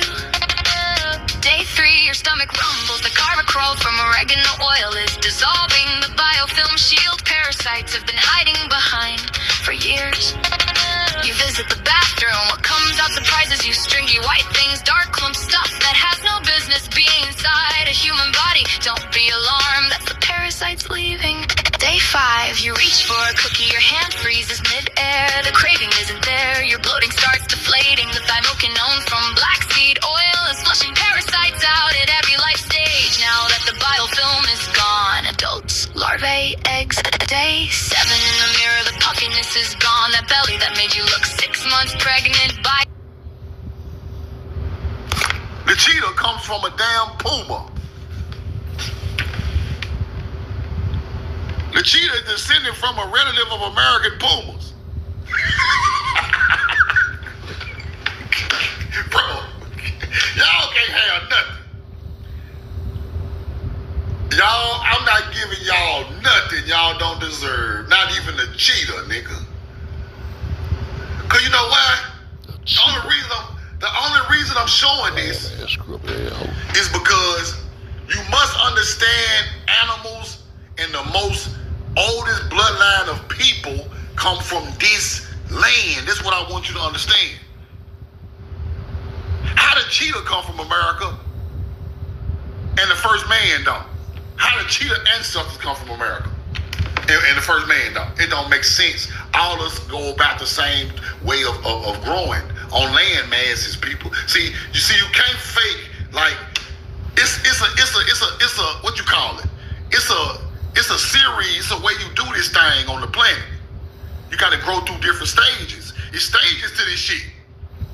You just don't pop out big ass nigga looking like this. You don't pop out like this. You pop out ugly as hell. You gotta grow to this. You popping out ugly. You got the brain power, but you still ugly. That's why some of them other people still ugly. And I hate to say it like that, but that's why they look like that. They behind. Y'all motherfuckers grew to be cute. You women. Y'all wasn't just cute from the door. I'm just talking shit. But it's true. It's true. So when we see animals having ancestors from North America, that's what it is, bro. We got animals and people first, all that were first here. Big ass woolly mammoths, saber-toothed tigers, pumas, all this shit come from here. Then it drops a bloodline that goes around the planet. Some type of way, we don't know. Some type of way. I don't know if we brought them motherfuckers or the landmass was come across the Bering Strait and go that way when the shit free. I don't fucking know. But it started over here. Cause this is the oldest land. Let's keep going. Now, check this out. Just random receipt. $10 reward. Runaway 18th, a Negro girl named Nellie, 16 years of age, short, yellow complexion, long Indian hair.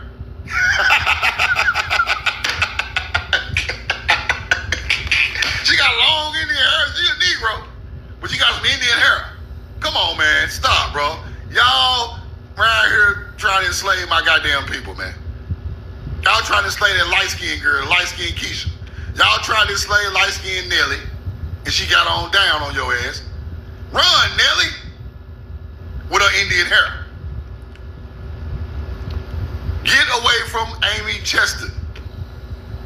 October 24th in the 1800s. They would have said an African if she was an African. They said she got Indian hair. Damn. It's fire. It's fire right there. Hold on. Hold on. Let me see something. Roll the call. Get on down, Nelly. These motherfuckers tripping. These niggas tripping.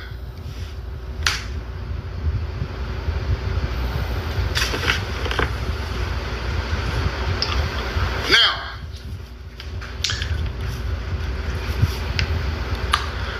Nelly is a nickname for Nachima or Nili, N-I-L-E, the Eternal One, right? This is where they come from. It comes from Nachima, Nacha. They used to call it a nickname Nelly, right? It's Hebrew. I just want y'all to know that. Let's keep going. There's some stuff I ran across. Let's go here. Now, this is talking about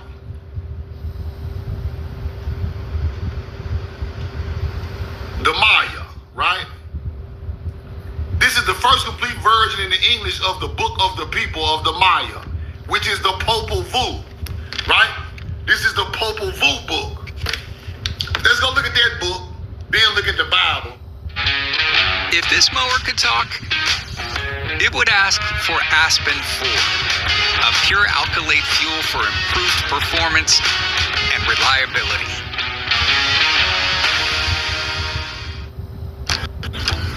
There's a rhythm that picks up when life slows down. When you have... Let's go look at that book, then look at the Bible. Then you're going to see where these people got these stories from. But what you don't understand is, people from here, all of us know this story, people. That's why the Phoenicians know it. That's why the first Egyptians know it. That's why the Mayans know it. Anybody with a bloodline from Tamari know these ancient stories, because these stories have been going on our land, and they were written down, and they became famous stories. Then they became famous stories to the Bible after y'all take it from the bloodline of our people. You get it now? So we're looking at the Popol Vuh, a book of the people of the Maya. Let's go look. Ancient Maya, whose remarkable civilization in pre-Columbian America is in many ways comparable to the ancient civilizations of the Mediterranean. Why is the Maya just like the goddamn Phoenician? Maya just like the damn Cretan of the Mediterranean. Generally regarded as America's oldest books, the Popol Vuh. Now, why is the Mayan similar to the Mediterranean civilizations? The Mediterranean civilization, like I taught y'all, was the Median, the Cretan, and the Phoenician, and the Mycenaean. I want y'all to study them for. Phoenician, Cretans, Mycenaeans, who gonna leave it out? Medians and Cretans, right? These people bring corn to the Mediterranean. They the ones built the buildings. You get it? Let's keep looking. Now, America's oldest book, the Popol Vuh, in fact corresponds to our Christian Bible. And it is moreover the most important of the 5 pieces of the greatest library of the Maya that survived the Spanish conquest. The Spanish got these books, the Popol Vuh, from Mayans. The book was still there. Let's go look in the book a little bit. Maya Indian, probably from the oral traditions of his people. This now lost manuscript was copied at the end of the 17th century by Father Francisco Jimenez. Let's go look him up. Because I want y'all to know this stuff is real. Right? A lot of these stuff in these books, they be bullshit. But you gotta go find the people. Right? When you find the people, you know we hitting on something. Ximenez. Because I ain't gonna teach it if these motherfuckers ain't real. Right? That's how you gotta teach this thing. Fuck mythology. This nigga was real. With his long ass hunter-gatherer nose. Francisco Jimenez, Dominican friar born in Spain, 1666. He is the author of the manuscript known as the Iyer, Miss 1515. Here we go. Scotty, no. Popol Vuh, sacred book. He messed with the Popol Vuh like I'm teaching you now. See, I'm teaching you real history. We ain't making up no shit to sound cool on the internet. We giving it to you raw. This stuff really happened, right? Now, let's go back to the receipt. This is the only way you can teach it, bro. Our people learn when we know shit real. We ain't just out here speculating, talking about motherfuckers flying around on no goddamn space shuttle. We ain't finna do all that. We leave that for the hunter-gatherers. Where we was at? Right here? Right here. Let me see. Okay, Popol Vuh. Christian Bible, Spanish Conquest. Here we go. Father Francisco, Big Nose Francisco, 17th century. Finds the Popol Vuh and re-whips it. He the one re-whipping now. Thomas, I'm gonna call him Chick. Thomas Chick in the highest land of Guatemala. Today the most celebrated, best known Indian town in Central America. The mythology, traditions, cosmogony, and history of the Maya. Now here go the book. Now this is the book I got some of this stuff out of. The Popol Vuh, the sacred book of ancient Maya. Roll the corn. Let's keep going. Here go the Bible. And the earth was without form and void. This in the Bible, the creation story in the Bible. King James Version. And the earth was without form and void. Let's go to the Popol Vuh.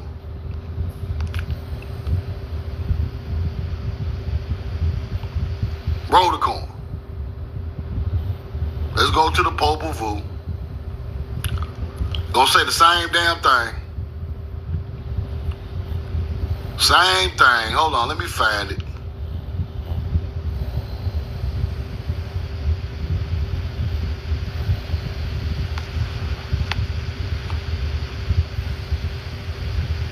Let me find it.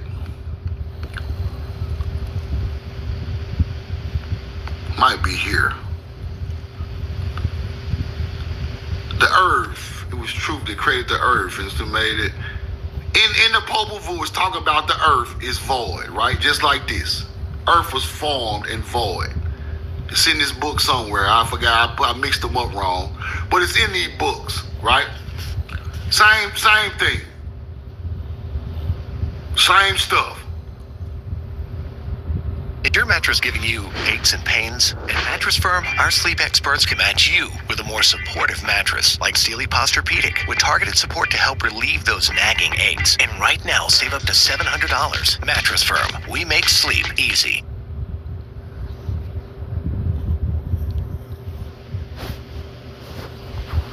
Second slide. Y'all take pictures of these, right? Because it's telling the same story. It's talking about man coming from the mound and all of that in the Popol Vuh. Middle paragraph. On the first one, right here. Darkness in the night. hidden in the blue feathers. It was nothing calm water, placid, alone, and tranquil. Now, this is the Popol Vuh now. Then the earth was created by them. It was the truth that they created the earth. Earth, instantly it was made. The clouds, cloud of dust. Mountains appeared from the water. Mountains appeared from the water. The primordial water recedes and land is created. That's what they try to tell you, right? The waters under the heavens gathered together in one place, right? Same stuff coming out the Bible in this book. Same stuff. Then the earth was created by them. Created by earth. Created the earth. Earth. They, and instantly it was made. Clouds and dust was the creation. When the mountains appeared from the water, and instantly the mountain grew. Only a miracle. Only by magic art were the mountains and... Right? Our work, our creation shall be finished, they answered. First the earth was formed. Mountains add the valleys. Creation of water were divided, running freely between the hills, and the water was separated with the high mountains appeared. Thus was the earth created, formed, when it was formed by the heart of heaven, the heart of earth, and they all called from the first made is fruitful. When the sky was such in suspense and the earth was submerged in water, like I told y'all. North America was the first continent that got unsubmerged by the water. So it was that made perfect to work when they did it after thinking for meditating upon it. Right? Now the Popol Vuh is saying the same thing as Genesis 1. So study Genesis 1, then read the Popol Vuh book. It's the same story. Now, it's seeming like I told y'all, these are ancient Timeric stories redone for the Christian Bible. Because our culture, all of our people knew about it.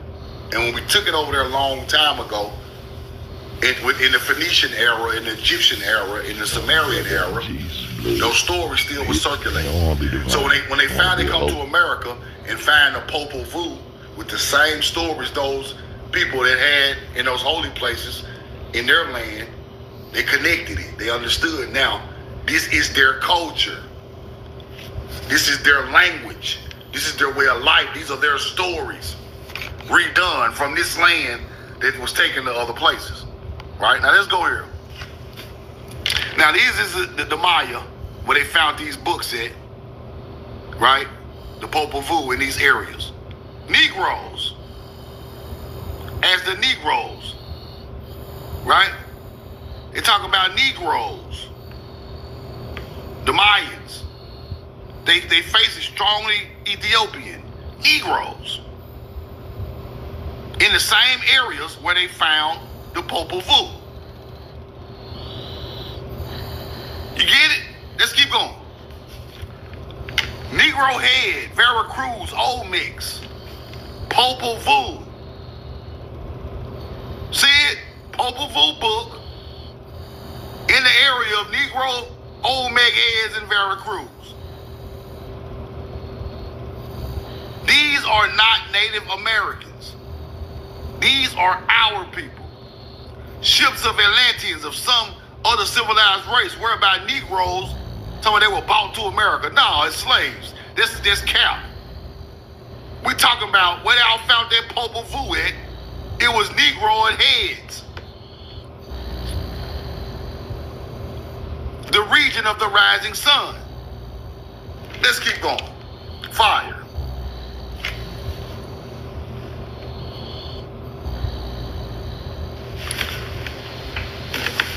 Melanated populations have been found in America in very small numbers only, in isolated tribes in the midst of very different populations.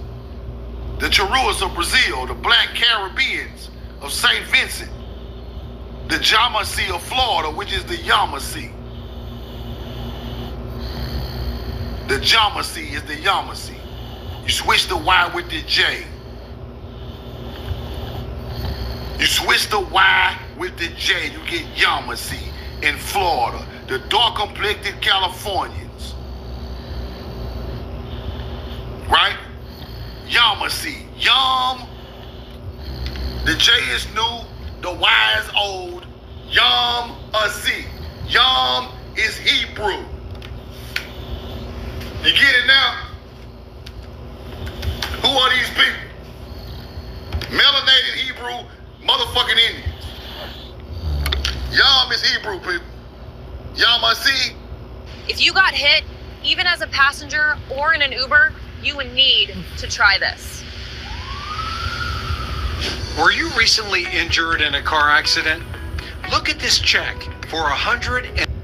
Fucking Indians. Yam is Hebrew, people. Yamasee. You get it?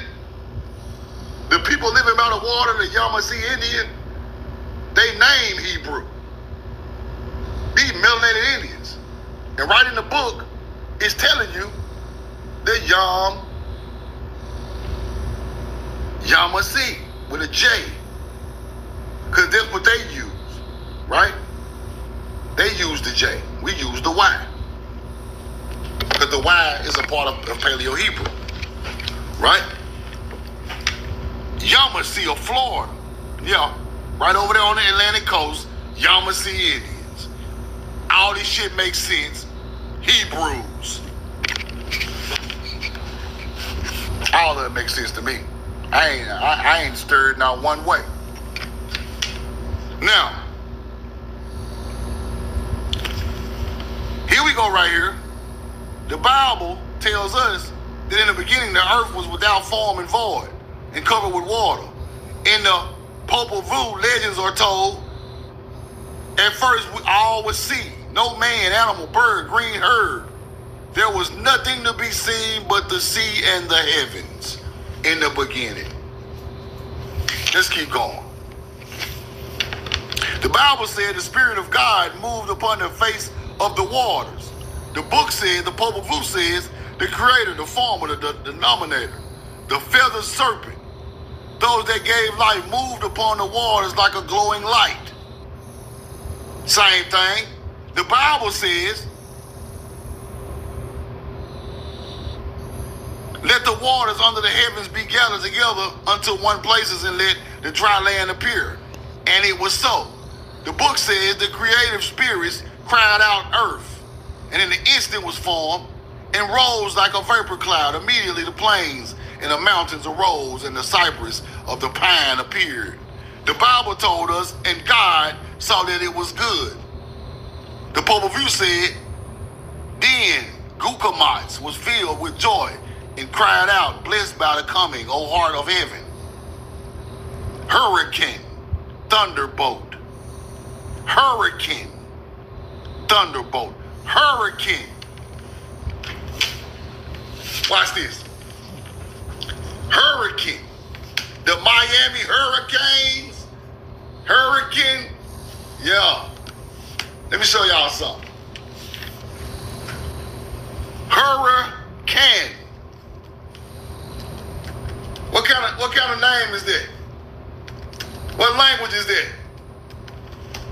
Let me show you.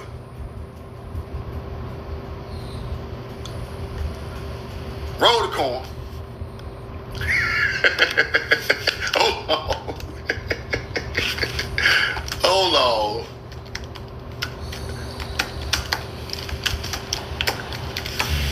Roll the corn.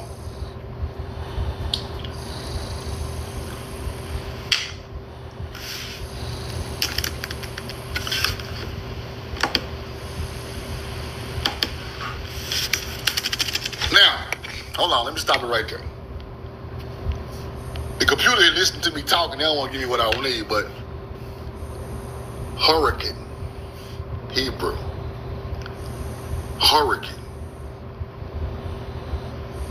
hurricane thunderbolt. This the English word. This the real one. This an American word, people. You know how I know that? Ain't no hurricanes hitting Africa.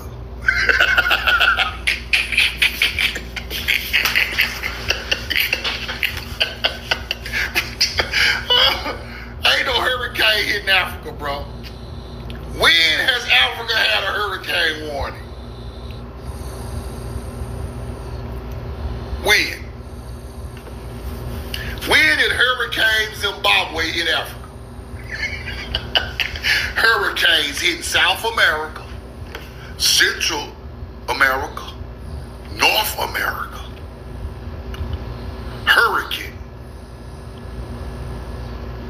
This shit, all these words come from here, people. Roll the coin. Ain't no motherfucking hurricane hitting no damn Africa. It's not tropical. A hurricane is a tropical storm. Africa not tropical. I'm just giving it to you. I think I done gave it to you the way the truth gave it to you. This is what would crawl out of you if you drank 2 tablespoons of this disgusting African herb every day for 2 weeks. After your first dose, you'll feel the bitterness hit your gut immediately, and that's actually a good thing. That's your digestive system waking up for the first time in years. Here's what's happened. The bitter compounds signal your liver to produce bile, and bile is what dissolves the protective shields that parasites hide behind. This is the same shield that probiotics can't get through, the same shield that fiber just bounces off of, but bitterness breaks through it. That's why African healers have used bitter herbs for thousands of years. They knew the bitterness itself was the medicine. By day 3 or 4, things start moving. I think I done gave it to you the way the truth gave it to you. This a tropical storm. Roll the coin. Hurricane. Hurricane. Roll the coin. In Genesis, the Lord God formed man of the dust of the ground. Pope View said the first man was made of clay, but he had no intelligence and was consumed in the water. He comes from the water, made of earth materials, and he forms out of the mound. In Genesis, the first man represented is naked. The Aztec legend says the sun was much nearer the earth than it is now, and his grateful warmth rendered clothing unnecessary. The sun was closer to the planet back then. Even the temptation of Eve reappears in the American legend. Let's keep going.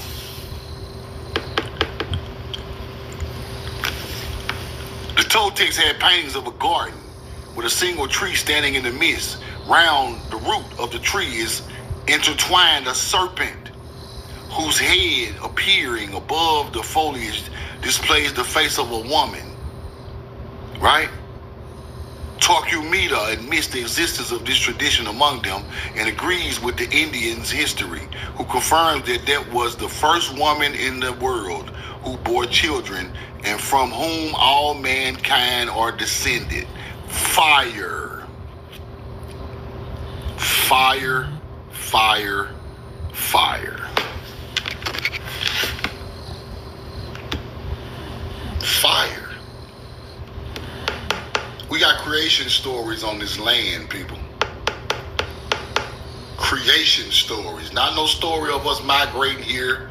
We have creation story. The 9 Indian is a creation story.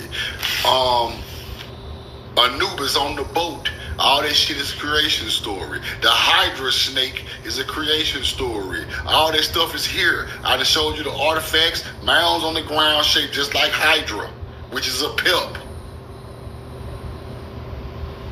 I showed y'all everything. Roll the coin.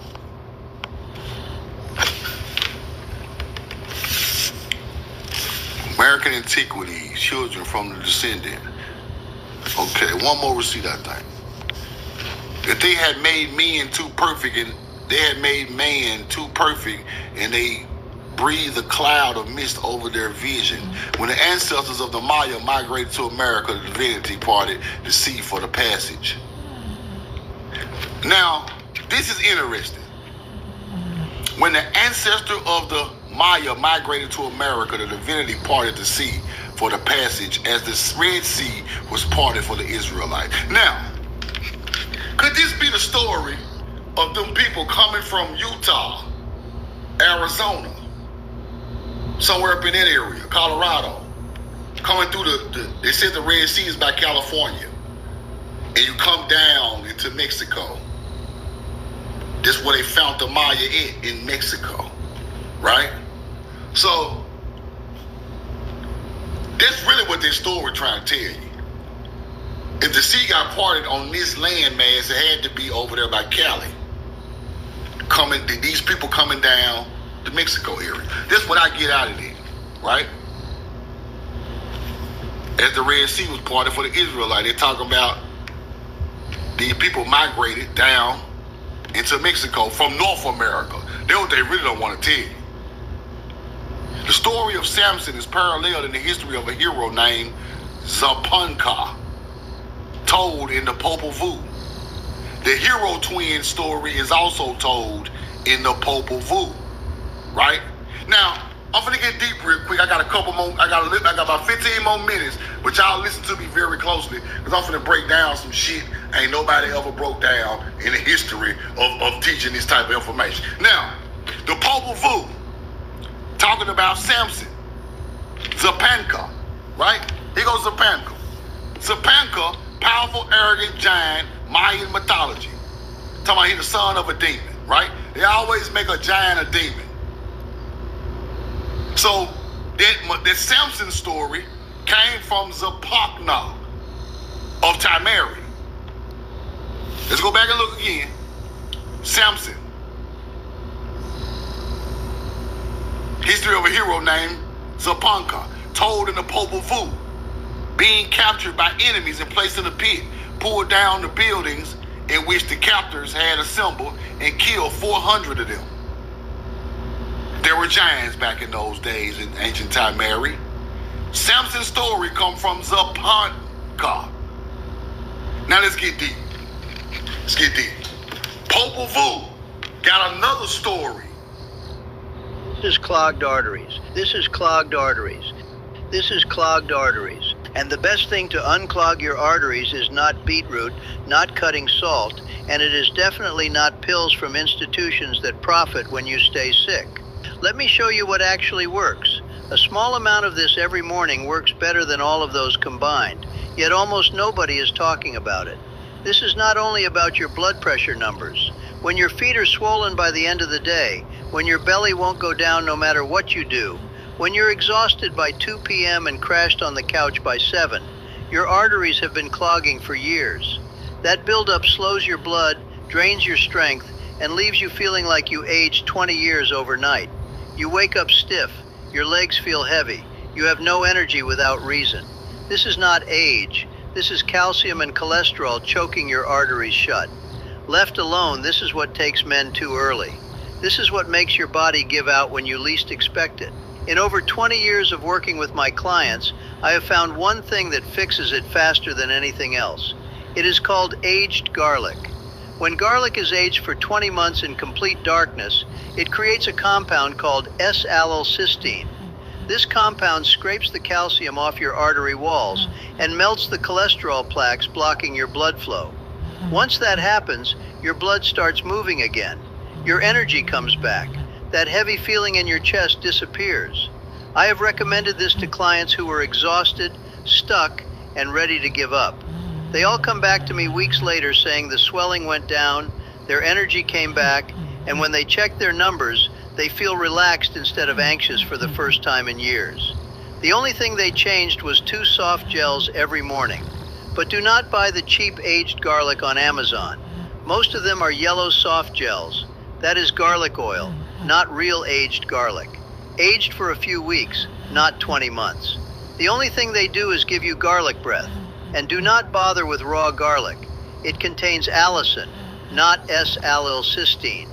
Burns your gut, leaves your system in an hour, does nothing. The only one I trust is from a small American company called Resilia.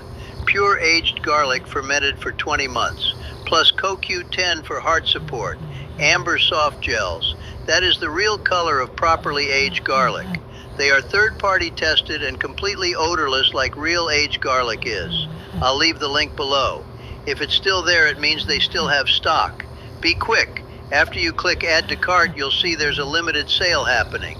The fermentation process takes 20 months. It can't be rushed. When this batch sells out, it takes time to make more. God bless you, and take care of your heart, not just for you, but also for your family.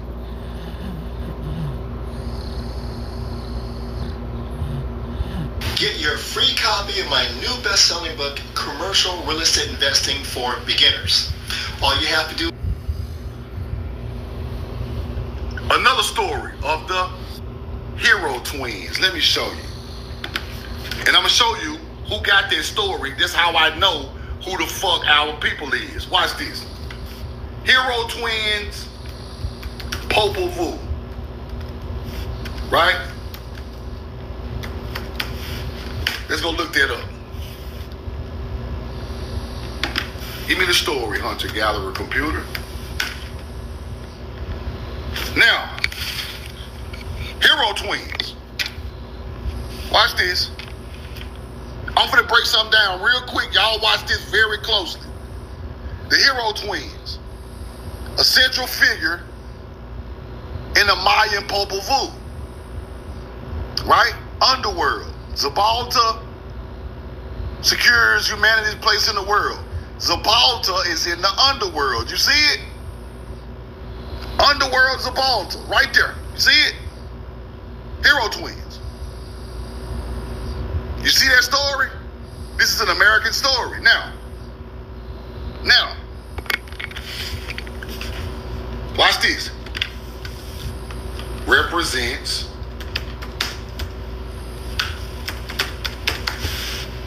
let me show y'all something. Now,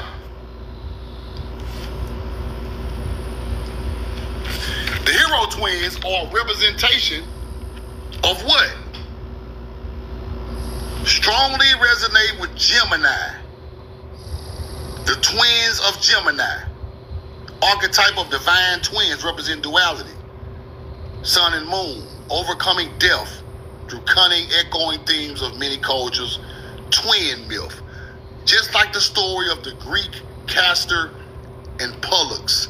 You got Castor and Pollux columns in the Mediterranean Sea from our people. We created astrology, therefore we put the twins with as the Hero Twins. You get it? Y'all get it? Put the coin in the chat. Put the coin in the chat if y'all understand what I'm trying to tell you. The Hero Twin story is a Gemini story of the Gemini stars moving in the underworld, which is stars after dark. Y'all got it? Put the coin in the chat. Now, this how I know who our people is. Now watch this. Let me set this shit up. This how I know, right here. Y'all see that story about the Gemini twins? Watch this. All these alien ass niggas. Watch this. It's Enki and Gilgamesh, the Epic of Gilgamesh, about the underworld of the Hero Twins. Let's go see something. Yes. Yes, yes, yes. I'm done. I'm done. I'm done. Did I tell y'all it was our people? The goddamn Sumerian. See, I can prove what I'm doing. I don't just talk shit. I studied extensively. The Epic of Gilgamesh ain't nothing but the Popol Vuh in ancient times, American stories of stars.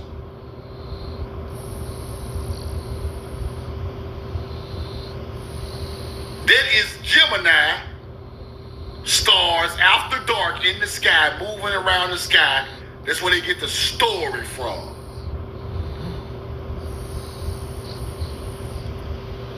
Ain't nobody never connected that like that. Ain't nobody gonna never do that. Because a lot of these people don't know nothing about what they are talking about. They are talking about things that the white man told them. That these people were aliens and alien gods. now these Americans, we are using star constellations to explain what's going on the planet. And it becomes stories and myths. And y'all take it and believe in it like your ass don't understand what your ancestors were doing. That's fire right there. Enkidu, Underworld Gilgamesh. Here you go right here. The Epic of Gilgamesh. Here you go. There you go. Mound builders, people. See the horns on his head? That is a helmet.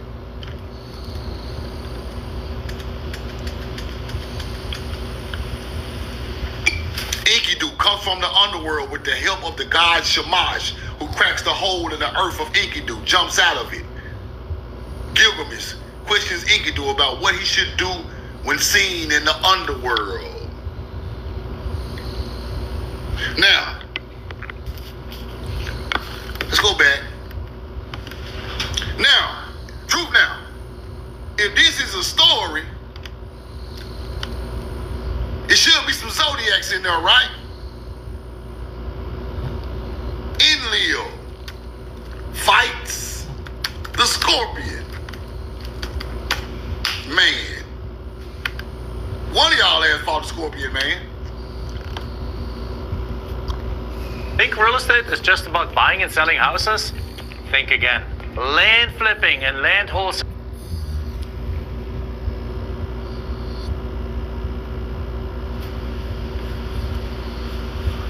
Epic of Gilgamesh, the scorpion man guards the underworld. That's what it is. I'm tripping. The scorpion man guards the underworld in Epic of Gilgamesh.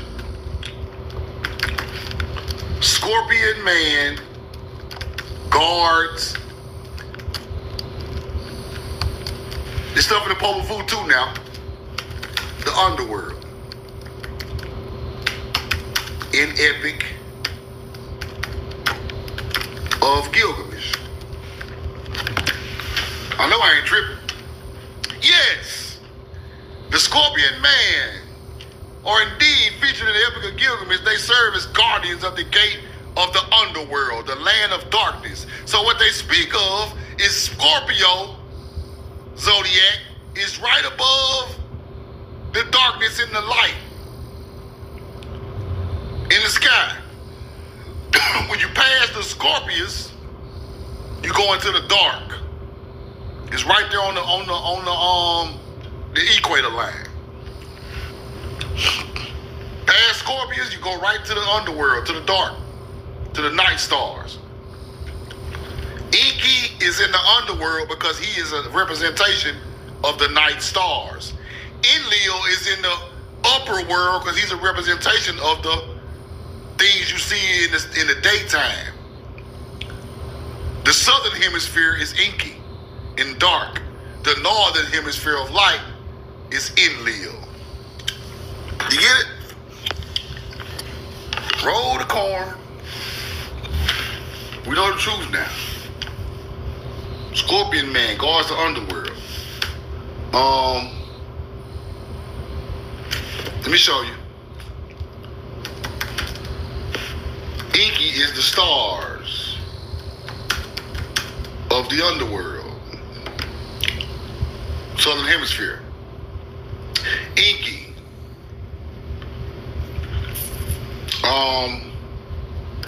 The stars of Ah. Southern constellations. Represents Enki. The southern constellation Horizon, nigga, the underworld is up under the horizon. Constellation Ain't no fucking nigga crazy. represents Enlil.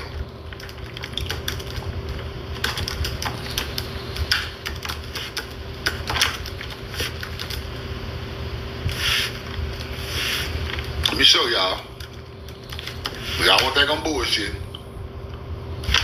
Let me show you. I can show you. I'm going to teach you a bit now. I ain't making up no mythology, bro.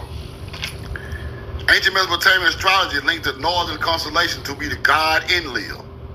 Butez constellation, Arcturus. Right? The northern constellation is Enlil. The southern is Enki. Watch this. Southern Stars constellation represents Enki. That's why he's in the underworld. The god of water and wisdom associated with the entire southern band of constellations. Who taught them that? A dummy think these people real. We got dummies on the internet. Enki and Enlil came down and gave you some DNA. Put it all in your back. They put the DNA in the back of your neck. Now you came out strong and you was a man. Shut your stupid ass up. That what happened. Stop teaching my people their mythology. Now, what did happen was, our people brought these astrology stories with them from Timeri to the Fertile Crescent, built it, and they mixed bloodlines with people from Mesopotamia who were uncivilized. That's the only way y'all got DNA to upgrade y'all. An alien didn't upgrade y'all, nigga. We upgraded you, motherfuckers. That's what the Arabs and the goddamn YT man and North Africans don't want you to know. Your DNA from Timeri upgraded they ass. They switched it with an alien story. Okay, y'all think it's bullshit. One more receipt before I go. I could go on and on about this shit, but I'm gonna get out your way. I gotta go mail some hoodies off, right? But anyway, watch this. Watch this.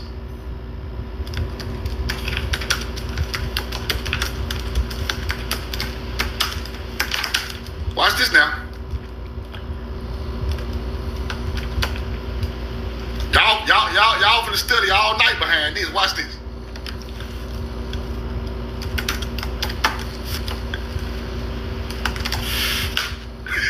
She crazy. How long? The underworld ain't no southern hemisphere, nigga. Ain't no planet though. It's the horizon line. Modern humans mixed with Neanderthals in the Middle East and Mesopotamia. Genetic evidence pointing to interbreeding. Shit, common sense. The Northwest migrated over to the Northeast, mixed with them Mongolians. Them goddamn Neanderthals and them Mongolians and them Africans. And they created them motherfucking Asian persuasion bitch ass Europeans that ain't no fucking Europeans, cause the Europeans ain't got no ethnicity. I'm showing you niggas who these hoes is. They're pure white motherfucking Neanderthal. Mixed with the Oriental, both of them cannibals, both of them in the north. God don't like nothing in the north. The sun don't shine in the north. And these the people y'all give y'all heart and y'all soul and y'all believe to. Dumb bitches. Dumb nurturing. Motherfucker supposed to be nurturing the motherfucking divine and giving the divine hell. Dumb bitch. No, I'm talking to you, dumbass bitch. Tens of thousands of years ago. Now, hold on.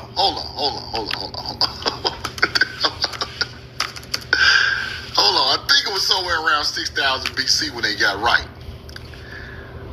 Right? It says older than that, but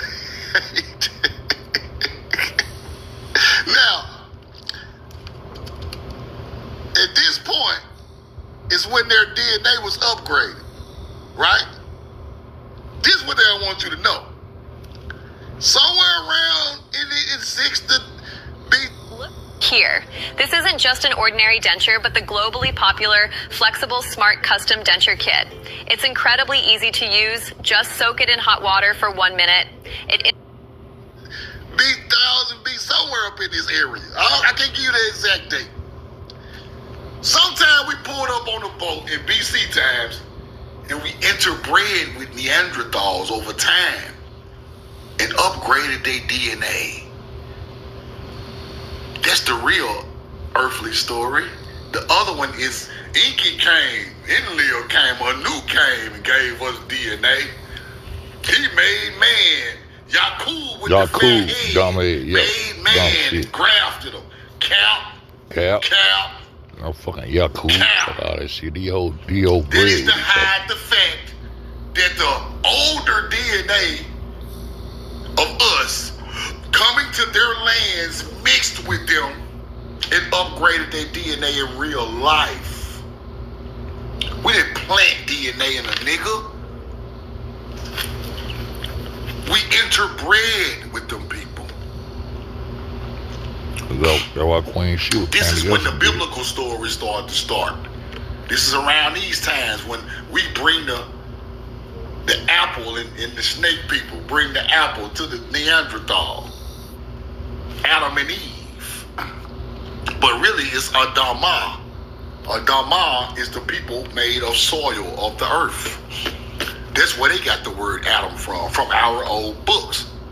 Now, don't let these people tell y'all no human made no man. It's cap. The earth made all us. It's ADAMAH, bro. ADAMAH. They just sprung from their side of the planet. Later Ain't no planet, man. Man. That's all. Our little drop, our pit bulls dropped over here 100,000 years before they pit bulls dropped over there. And they wasn't up to speed. Get them on that planet shit, bro. It's just that simple. That's why we can build pyramids and structures. They were still in the run stage. Yes, some of our people mix with some type of primate. That's true. It's ancient times now. This is we talking 6,000, 8,000. We talking about old. We talking about way back. I hate to say it, but that blood got to them people some type of way. I'm just telling it the truth. Telling the truth, right? That's how that blood mixed with that blood. Ancient blood mixed with new blood of a Neanderthal. Because the Neanderthal ain't nothing but a new species to the planet. And it didn't come from outer space. The planet just popped their ass out way after us. They just behind. They premature. We've been there. They been over there in So Canada. now you understand. See, now you capping. You going on. You capping now. Oldest rocks is in Canada. Them Neanderthals come up out of Canada. Bigfoot. That's where they come from. They come out of there and went and mixed with them Orientals. They mixed with them Orientals. Upgraded their DNA through the Orientals and became fuck ass Europeans. And that's where the Persians come from. From the Neanderthal and the Oriental created Persians. Come on down to the so-called Middle East. And all this shit is a northern story. Cause the sun don't get up. None of them bitches know light. But everybody got their belief on them. Nah, we ain't never fucked the motherfuckers like that. Nigga, I ain't gone. Then they start taking, right, our way of living and start to use it as their way of living, as the mixture goes, right? A Moor ain't nothing but a mixture of an African and a Phoenician. That's all a Moor is, people. He gets the drop from the Phoenician who lives in North Africa, which is our blood. He still grows up under our lead because he's a child of the royal people still. But he's not 100%. But he got more blood of ours than them other people, so he ran Europe for a long time. But them same Moors turned their back on their people, right? As time went by, they started turning their back on their people because they was more of the hunter-gatherer blood than the royal blood. Mixing cultures created the world, people. That's what you must understand. The Berber got that shit from the Phoenician. The Greek got it from the Berber. The Roman got it from the Greek. You get it? It's all passed down, the knowledge getting changed, going through history and time. And once you understand that, you can understand the way of the world, right? The Phoenician is our people straight up. The Phoenician is our people straight up. The Cretan, the first Egyptian, the first Sumerian are our people. That's why they talk about Adam in the Bible. Yeah, the Moors smashed Lucy. Yes. Yes. Smashed her. Then you come with the YT hunter gal. So way back, they're called the Amazigh, right? The Amazigh. See, then we got to study the Amazigh. That's the connection between our culture and Moors. Amazigh. They call them Moors, but they really, see, that's why I don't like the word Moor, because they're not giving you the real names. I think it's Amazigh or something like that. Berber. Let me look it up. Berber. Here we go right here. Here go the word. Study this shit right here. Study this right here. Right here. Right there. There you go. There go your word right there. Amazigh. Right? Were you recently injured in a car accident? Look at this check for $160,000. If you're looking to get money you're owed for an injury, I want you... Right there. There you go. There go your word right there. Amazigh. Right? Indigenous people of North Africa. Now look. Look at these Negro white people.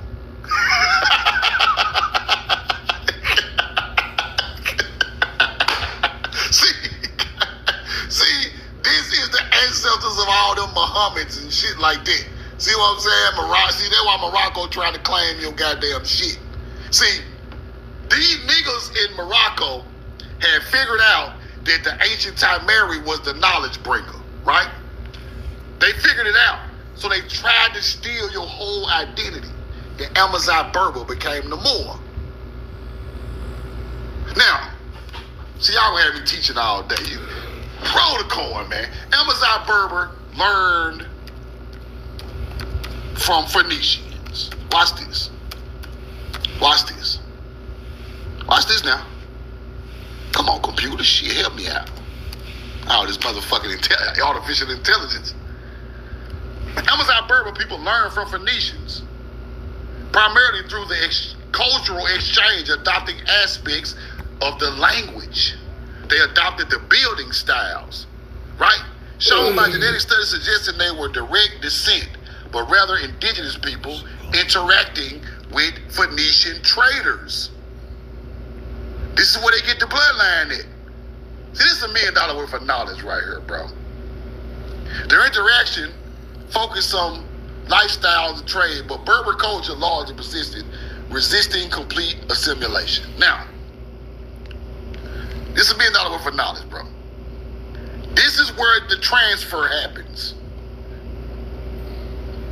The Greeks got it from the Cretans. The hunter-gatherer Greeks got it from the Cretans and the Macedonians, the bloodline. The Berber, the North African, got it from the Phoenician. And them other people in Egypt got it from the first Egyptians. All those places are starting to mix, right? So you start to get these mixed kings, these mixed-ass leaders and rulers, changing the rules, enslaving people, not living by the code of the original people. You get it now? Now, let's keep going through history. Amazigh learned from Phoenician, right? Now, Greeks learn a lot from them. Because the Amazigh start taking the Phoenician out. They start taking the Phoenician out, right? We want to get them out there and take their shit. Even though they are our ancestors, we still must get them out of there. They greedy. Greeks learn Amazigh, right? From the Amazighs. Rather, the Greeks learned from the Amazigh language. The ancient Greeks primarily interacted with Amazigh people, whom they called Libyans. Through trade and colonization, in fact, the term Berber is taught